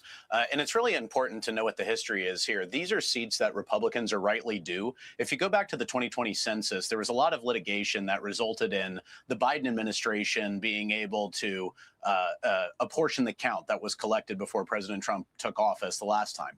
And the Biden administration introduced new novel statistical methods, which there's been a lot of litigation around, that resulted in Republican states losing a bunch of seats that they were due based on population. And you don't have to take my word for for it. The Census Bureau came out in 2022 and said they made that error. 100% of the undercounting was in Republican states, and 100% of the overcounting was in Democrat states. And then since then, the Democrats have been suing and they've been judge shopping, trying to knock out Republican seats around the country, which they've been successful with in front of liberal judges. And so this has really been about leveling the playing field and putting Republicans back in the position that they should be, just based on a proper application of the census. So failed Democratic presidential candidate Kamala Harris, who you defeated once, you were also the architect behind that. She has this to say. She calls this cheating. Listen to this. They're basically backdooring racism through politics. They know the power of the people and it scares them. Because if they thought on merit that they would win, they wouldn't have to resort to this cheating. Your response? Well, that's rich coming from someone who's from a state that has been gerrymandered for many, many years, who has a quote unquote independent redistricting commission, which was populated by progressives who turned around and said all of a sudden they'd become Republicans. And that's how they filled the Republican slots. You know, something like 40+%, 45% maybe of voters in California voted for President Trump. And of their 52 seats, you know, they've got only 3 that are great opportunities for Republicans to win after the redistricting. And before then, it was only about 8 or 9. So this is a ridiculously gerrymandered state. And that's true all around the country in blue states. I mean, look at a state like Massachusetts. Hasn't had a Republican member of Congress in 30 years, even though it's a state that is frankly less blue than a state like Tennessee is red. So Democrats are complete hypocrites on this. They're just mad that we're finally fighting fire with fire. And frankly, we're winning. And I want our viewers to meet some of the Democratic candidates and nominees across the country. Here's their messaging this time around. Listen to this, James. I was the first one to say that we must defund and dismantle Trump's ICE. Phil's just announced that the pride flags are going back into Phil's locations. So my Ojibwe name is Gigi Webeda Mokwe, which means speaks in a loud and clear voice woman. I love, and just say this because it's on my mind, the trans children who showed up yesterday at the state capitol. What's your assessment? This is who you're up against. That's the Democrat Party in a nutshell right there, Kaylee. They are woke, weak, and way too liberal. Republicans are obviously the party that wants to cut taxes. They want to secure the border. They want to protect people from violent crime in their streets, the party of common sense. And voters only get a binary choice on election day. They have the party of wokeness and weakness and being way too liberal, or they have us who just want steady progress. We want people to have economic opportunity. We want people to be safe in their own country and their own neighborhoods. It's really common sense versus the radical left. Those are the only 2 choices that the voters get in November. And I think that they will ultimately choose Republicans because of that. You know, one of the things we've seen is that MAGA candidates across the country are winning. And I hear this all the time from voters. They want their elected officials to fight. And we saw in Indiana that 5 of those Indiana senators who opposed redistricting were voted out in their primaries. What's your message to Republicans? Because we sit here every week. The president just tweeted, where's the Save America Act? Nuke the filibuster. Your message to Republican candidates, in my view, they need to have a backbone and fight the way the president does. Republican voters, particularly primary voters, want their elected leaders to get things done. They do not send people to Washington to do nothing, to go along to get along. They want people who are going to get things done, who are going to move the needle in the right direction that they voted for and move the country in the direction that they want to see. But the truth is, it's not just Republicans. It's voters in the middle, too. They want people that are going to get things done. That's what they want to vote for. And that's an important point, because if Democrats are in charge of the House, or the Senate for that matter, but particularly the House, nothing will get done in Washington. It will be complete gridlock. The Democrats will stop everything. They will block everything. That's all they've tried to do for the last year and a half. They're complete obstructionists. And so the voters are going to have to choose. Do they want complete gridlock? Do they want nothing to be accomplished for 2 years? Or do they want steady progress when they return Republicans to power? James, final question for you. A person familiar with Jeffrey's thinking, which probably means someone in Jeffrey's office, told Politico, we are in a blue wave environment that's going to be a knife fight in a phone booth. We're just going to keep finding new opportunities. Is that the way you see it, a knife fight in a phone booth? I certainly think it's going to be close. This is a close country. We won't know the outcome until Election Day. But at the end of the day, Hakeem Jeffries is called Hakeem High Tax Jeffries for a reason. He's a radical who's propped up by the radicals. He's going to take the country in the wrong direction. He's going to take it further left. He's governed by the left flank of his conference. No matter what he says, no matter how many primaries he plays in, he caters to the progressives, the left wing, who are going to set us back and are frankly out of step with where voters are in this country. And I don't think that they are going to put him in charge once they realize that that's really the choice that they have. And we'll make that very clear to them between now and November. James Blair, thank you. Be sure to like and subscribe for all the Fox News. You guys, I play more than Fox News. I told you that. Okay, let me give you guys this one. Are we still friends? Today was rough in the chat, but it's pretty calm now.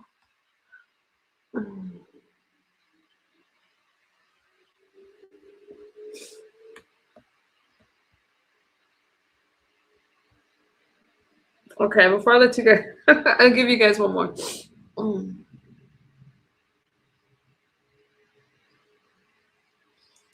I got my mail-in ballot. I should show it to you guys for the election here.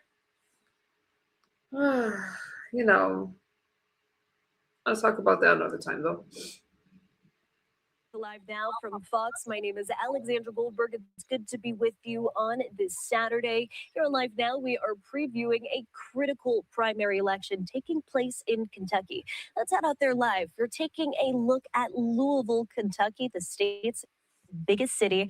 As the bluegrass state, it's ruby red with the Democratic governor, and some of these primary elections are garnering national attention. One race is about who will replace the long-serving Senator Mitch McConnell. Another is a tense and expensive face-off between incumbent Representative Thomas Massie and Trump-endorsed Ed Gallrein. Now, here to break it all down for us is Andy Westbury, who is a Kentucky-based political consultant and former spokesperson for the Republican Party of Kentucky. Hey, Andy, thanks for joining us. Thanks for having me. So let's start out with the Senate race to replace Senator Mitch McConnell. He's a mainstay, but this race is shaping up to be really a two-man race between Representative Andy Barr and former Attorney General Daniel Cameron. Andy, just how close do you think this election will be? You know, with the president's endorsement, that really gave a huge boost to Congressman Barr's campaign. The president still is widely popular here in Kentucky. 80% of Republicans are fully backing him. The America First agenda. Daniel has run a very good campaign. He's been lagging behind in fundraising throughout the entire process, but it's a testament to him that he's still in it. He has a lot of base support around the state. However, Andy has just shown that he has the apparatus, the political and fundraising machine around him to really go the extra mile. And I think that's what got him over the edge, with the White House. He's done a lot of good work during his time serving in the House, and he's made a lot of allies, especially over at the White House. And he's really impressed people. With Daniel, I think I expect Andy to win handedly, with the president's endorsement and with Nate Morris dropping out and throwing his support behind Andy. That's given him a major edge and a major boost. But you can't discount Daniel. He has a lot of name ID in this state. He's run statewide multiple times, and he's got a lot of support. But I just don't think the numbers are there to really compete with Congressman Barr. The first thing you said, the president has endorsed Representative Barr. You also mentioned just now that Cameron does have that name recognition. Andy, do you think that this race will come down to loyalty to the Trump administration? Yes and no. I think people are going to look at Congressman Barr's record and just see that he's up there doing the work. I mean, everyone's talking about the SAFE Act. I mean, Congressman Barr has been up there. He voted on that. He was one of the co-sponsors of that bill in the House of Representatives. So, I mean, that goes a long way. Here in the 6th district where I'm over at right now, I mean, people love Andy. I mean, he's a rock star here. He served for 14 years. They know his work ethic, his constituent services. That's one of the things that has, made, Mitch McConnell so popular amongst so many people. And then also, his longevity in office, one of the things that he did best as a U.S. Senator was his constituent services. And Andy has been able to mirror that in a lot of ways. If you talk to veterans here in the district, people, will say that he is top notch. It's a gold standard. And that's what, other representatives should be emulating. So, that with the fundraising edge, the political machine edge, and just, the organization of that campaign, I think that's really going to be the big boost. But, it's no shadow of a doubt, the president getting involved and getting behind Andy, full-throatedly, that's when he just skyrocketed.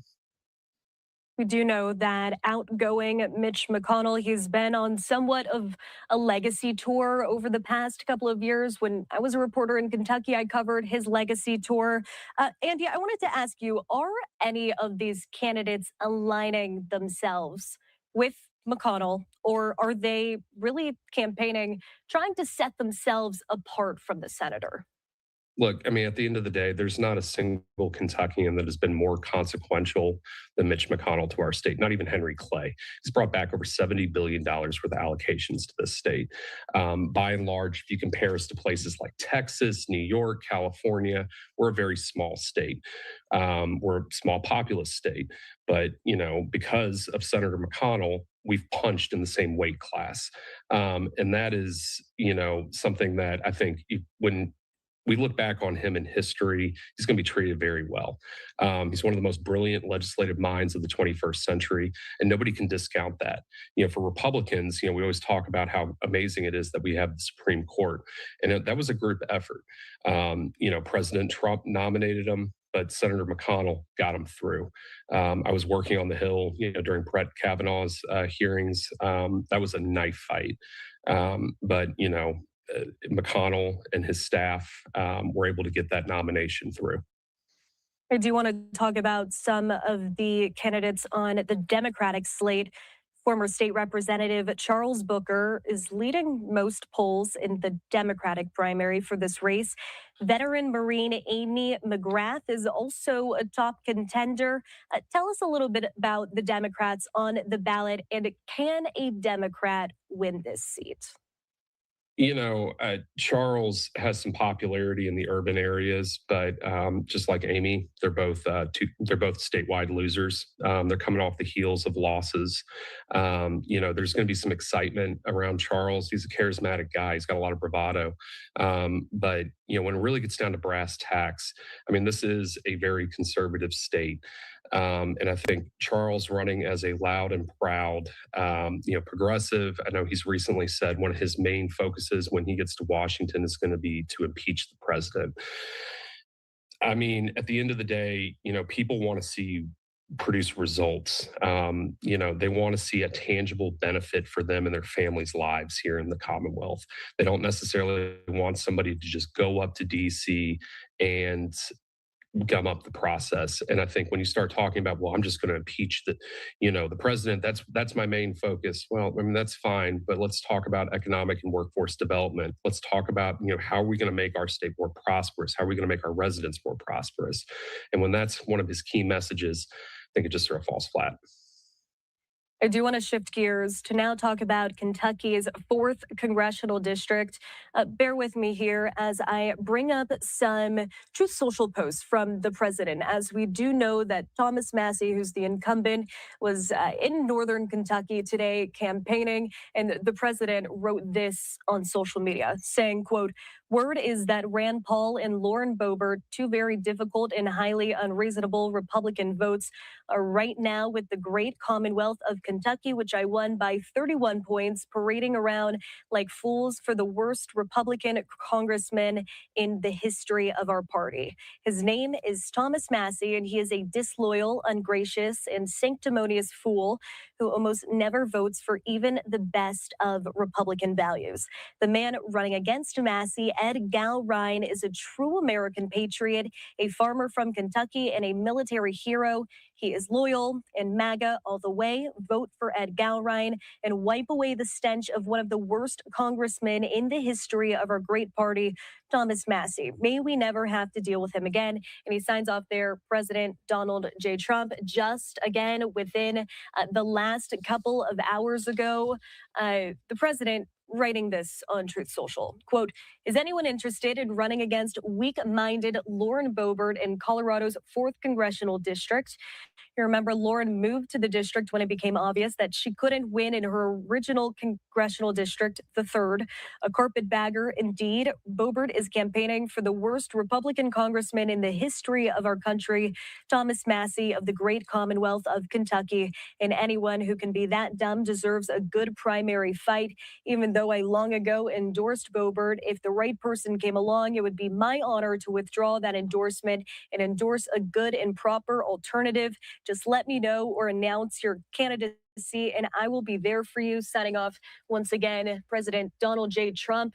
Lauren Boebert, who was on that campaign trail today, answering to the president, saying, yes, I saw the president's post. No, I'm not mad or offended. I knew the risks when I agreed to stand by my friend Thomas Massey. I was and always will be America first, America always, and MAGA onward. U.S. Andy, let's bring it back here to the 4th District. This really highly contested race. There's a lot of money in this fight. There's a lot of eyes on this fight. But I wanted to ask you, what role is the president playing in this congressional race? Look, he's the leader of our party. He's playing a big role. Just look at what happened in Indiana recently. If anybody tries to discount his influence and his ability to sway some of our primaries, and I think they're just lying. I don't really know too much about Congresswoman Boebert's district, so I can't really comment too much on that. But I will say, look, Thomas Massey has been in that office for a long time. He does have a very loyal, almost cult-like following up there. They call themselves Massey Nasties. It's a very interesting, unique district. The 4th District I commonly refer to as, land of the free, home of the knife fight. It's a brutal, brutal district to campaign in. We've never seen in Kentucky money spent like this on a congressional race. And in fact, I think this is shattering records for the most spent on a congressional primary race in U.S. history. Last I saw was around $30 million that has been spent on ad buys, and they have been absolutely, for lack of a better word, just savage. You're seeing AI, you're seeing a lot of really gross rhetoric. There's outside groups coming in and, using rainbow-colored Star of Davids, going after Paul Singer, referring to the gay mafia and whatnot. It's really concerning. There's a lot of ugly rhetoric. Ed is a first-time candidate federally. He's not as well known, but with this kind of spending happening, it's given him a real edge. There's been some questions about where the polling is. I saw the Quantas poll that recently came out that put Ed up about 8 points above Thomas, and that's the first time that he's shown any kind of a lead in this race. But what it's really going to come down to in this district is turnout. One of the reasons I think that Thomas has never really been truly challenged up until this point is it's always been low turnout up there. I think at best around 13% since he first got elected. And with his base, they're a very excited, passionate base. And they're going to come out in droves. So we can always count on Boone County in particular to come out strong for Thomas. But the question is, with this kind of spending, with the president's endorsement, full-throated endorsement, and political apparatus behind Ed, does that give him the edge that can beat Thomas? I think anybody that is going to be totally honest, probably, if they're going to tell you the truth, they're going to say, we don't know. It's a crapshoot. Anything could happen. According to that Quantas poll, there was still 15% undecided. So if that 15% comes out and sways for Thomas, he could hold on. But my instinct tells me that whoever wins that seat, wins this race, is only going to win it by 1 or 2 points. It's going to be very razor thin.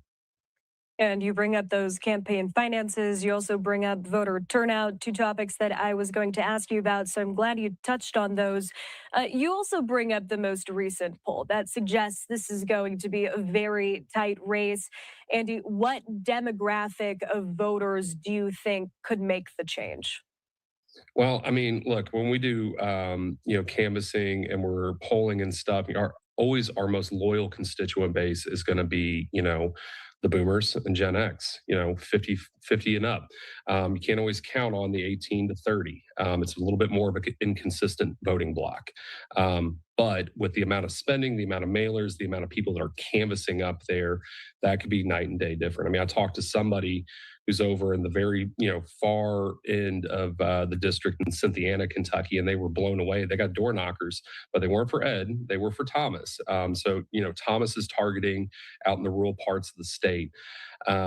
It's going to be really hard to tell, who's going to show up in droves, but I think there's so much attention on this race, and the voter contact has been so strong. I don't think you can ignore it. But I mean, it's been intense too. I mean, not just in the 4th district, but statewide. I mean, a lot of voters have been very turned off by how negative these races have gotten. And that one stands out as probably one of the most brutal, at least in my lifetime. And I mean, I don't know if you can really even find another race around the country that has gotten that savage. I mean, they are going for each other's throats. And, the outside PACs, some of which are getting very ugly. I mean, there is some blatant anti-Semitic rhetoric that's being spewed up there, and it's turned a lot of people off. And you can't always blame the candidate for what a political action committee is going to do, but it's concerning, and it has a lot of people upset, kind of disillusioned with the political process. A lot of people are feeling like they have whiplash right now. We just got out of 24, so now it's all we're full steam ahead. So people don't feel like they've caught a break, but yeah. Yeah, absolutely. A lot to look out for, of course, as we lead up to Tuesday. Andy, my last question for you. I want to talk about Kentucky's 6th district. This seat now open as Representative Andy Barr vacated the seat for that Senate run that we've been talking about. And for transparency, I do want to let our viewers know that, Andy, you work as the campaign manager for candidate Dr. Ralph Alvarado, who is Trump endorsed. Democrats in the race have also picked up some important state endorsements for this. What do polls say about the favorability of the candidates, both Republican and Democrat?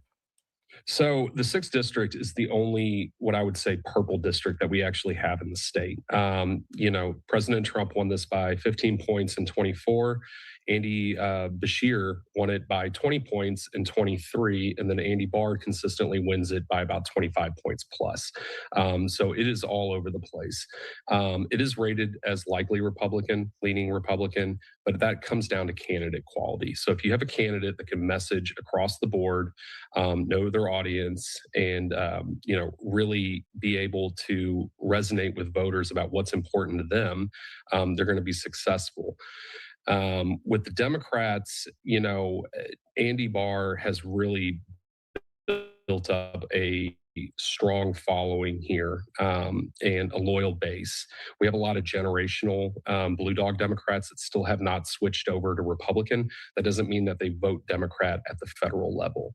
So it's not a state either, or it's not a district, either or, that you can go full-throated red meat for one particular side of the aisle. You have to be somebody that's serious. You have to be somebody that gets results for the district, and you got to talk about what matters to voters here. And I would say what matters most is, what are you going to do to promote, economic prosperity, low taxes, good paying jobs? What are you going to bring back to the district? I mean, this is not somewhere where you can, just pump your chest out and jump around and have a whole lot of bravado. You've got to have substance and results. So the Democrats, the 2 leaders of that primary, I would say, are Zach Dembo and Sherilyn Stevenson. Zach Dembo has raised, I think the last I saw, around 900,000, could be 1 million, mistaken. And then Sherilyn has kind of been struggling. One of the things that she's been struggling with, each quarter, she had a good quarter right out the gate. I think she raised around a little over 300,000. But after that, she dropped off and ended up spending more than she actually brought in each quarter. So she's steadily been decreasing. They've both had a lot of endorsements. Jacqueline Coleman has gotten behind Sherilyn Stevenson. And now you see, John Yarmouth, Ben Chandler, and then Jim Gray, former mayor of Lexington, former transportation secretary, getting behind Dembo.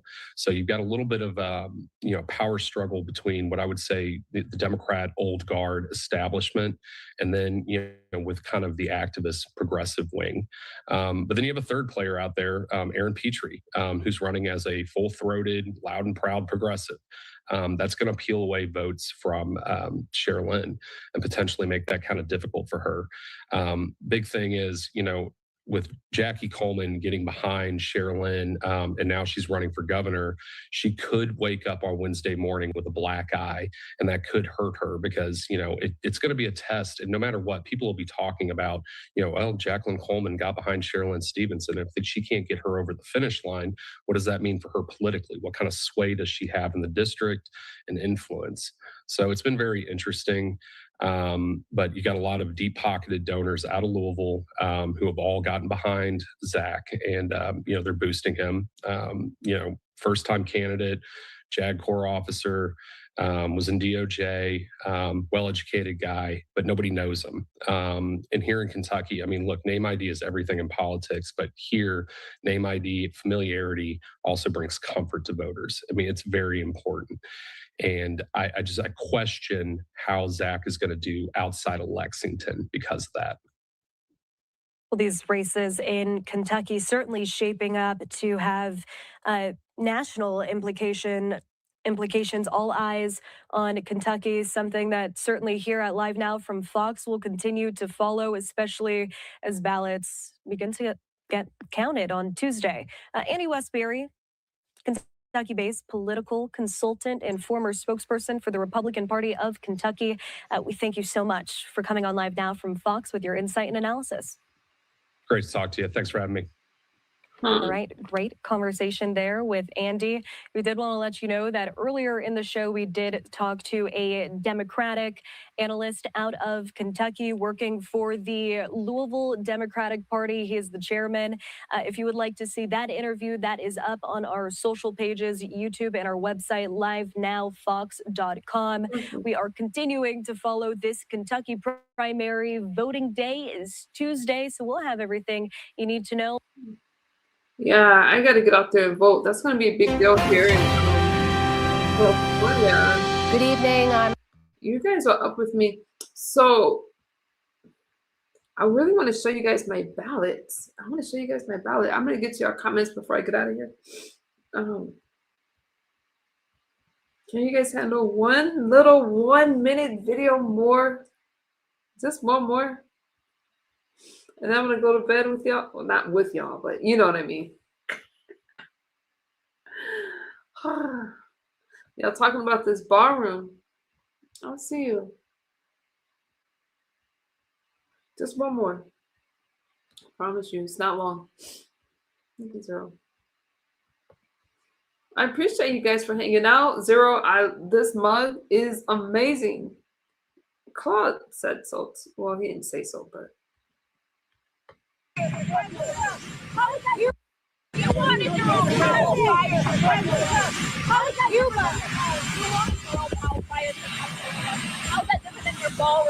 So what happened is we have a ballroom that's under budget.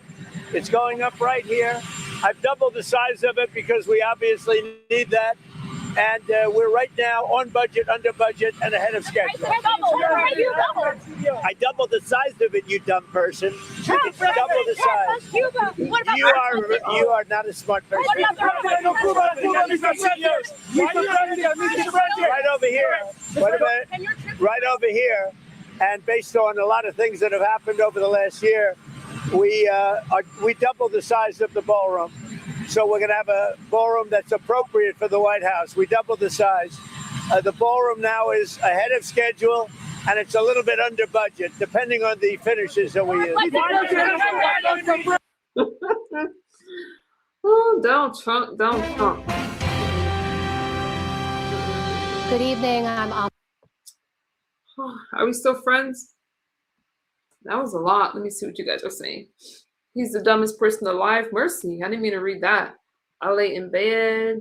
Trump is, let me use my phone to look at your comments before I go. Thank you guys for your support. Thank you, new subscribers. Y'all didn't like my video, but y'all did subscribe. So some of you don't like the ballroom. Listen, Donald Trump is not spending your money on the ballroom. He's not the only president to make changes in the ballroom. Hold on, where's your comments at? Let me make your comments worth reading, though. Jeez. Okay. When we get done speaking, we're gonna make some music. Oh shoot! Sorry. Okay, I can't see your comments from my phone, so I gotta do it like this. Love him.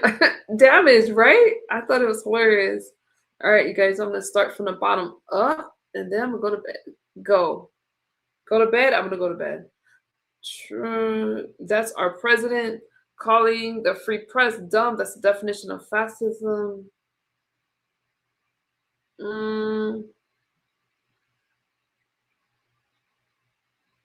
We Democrats, Republicans want it too, Eric. That's why they're wanting to get rid of the Unaffordable Care Act. Of course we want health care. You have health care.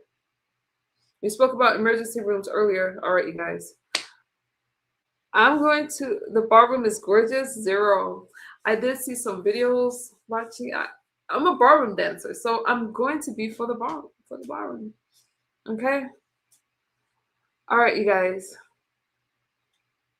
I believe she has a dumb question, so she got a dumb answer. Can't be upset. Can't be upset about that. We are over 3 hours, so I'm gonna lay it down. I'll try to do a regular stream for you guys later today, as well as my little news stream. So I'm praying for the country. I'm praying for you guys. Let's keep making America great. And nobody's talking about Epstein, Josh. You're off subject. You're off subject. That was yesterday's live stream. So I'm gonna pray for you guys, and thank you guys for hanging out with me. Go out and vote. Conservatives, if you're in California, we have an election coming up. Go out and vote. We have a chance of having a Republican in office. So go out there and vote. All right, you guys, and we'll talk later. Thank you. Bye-bye.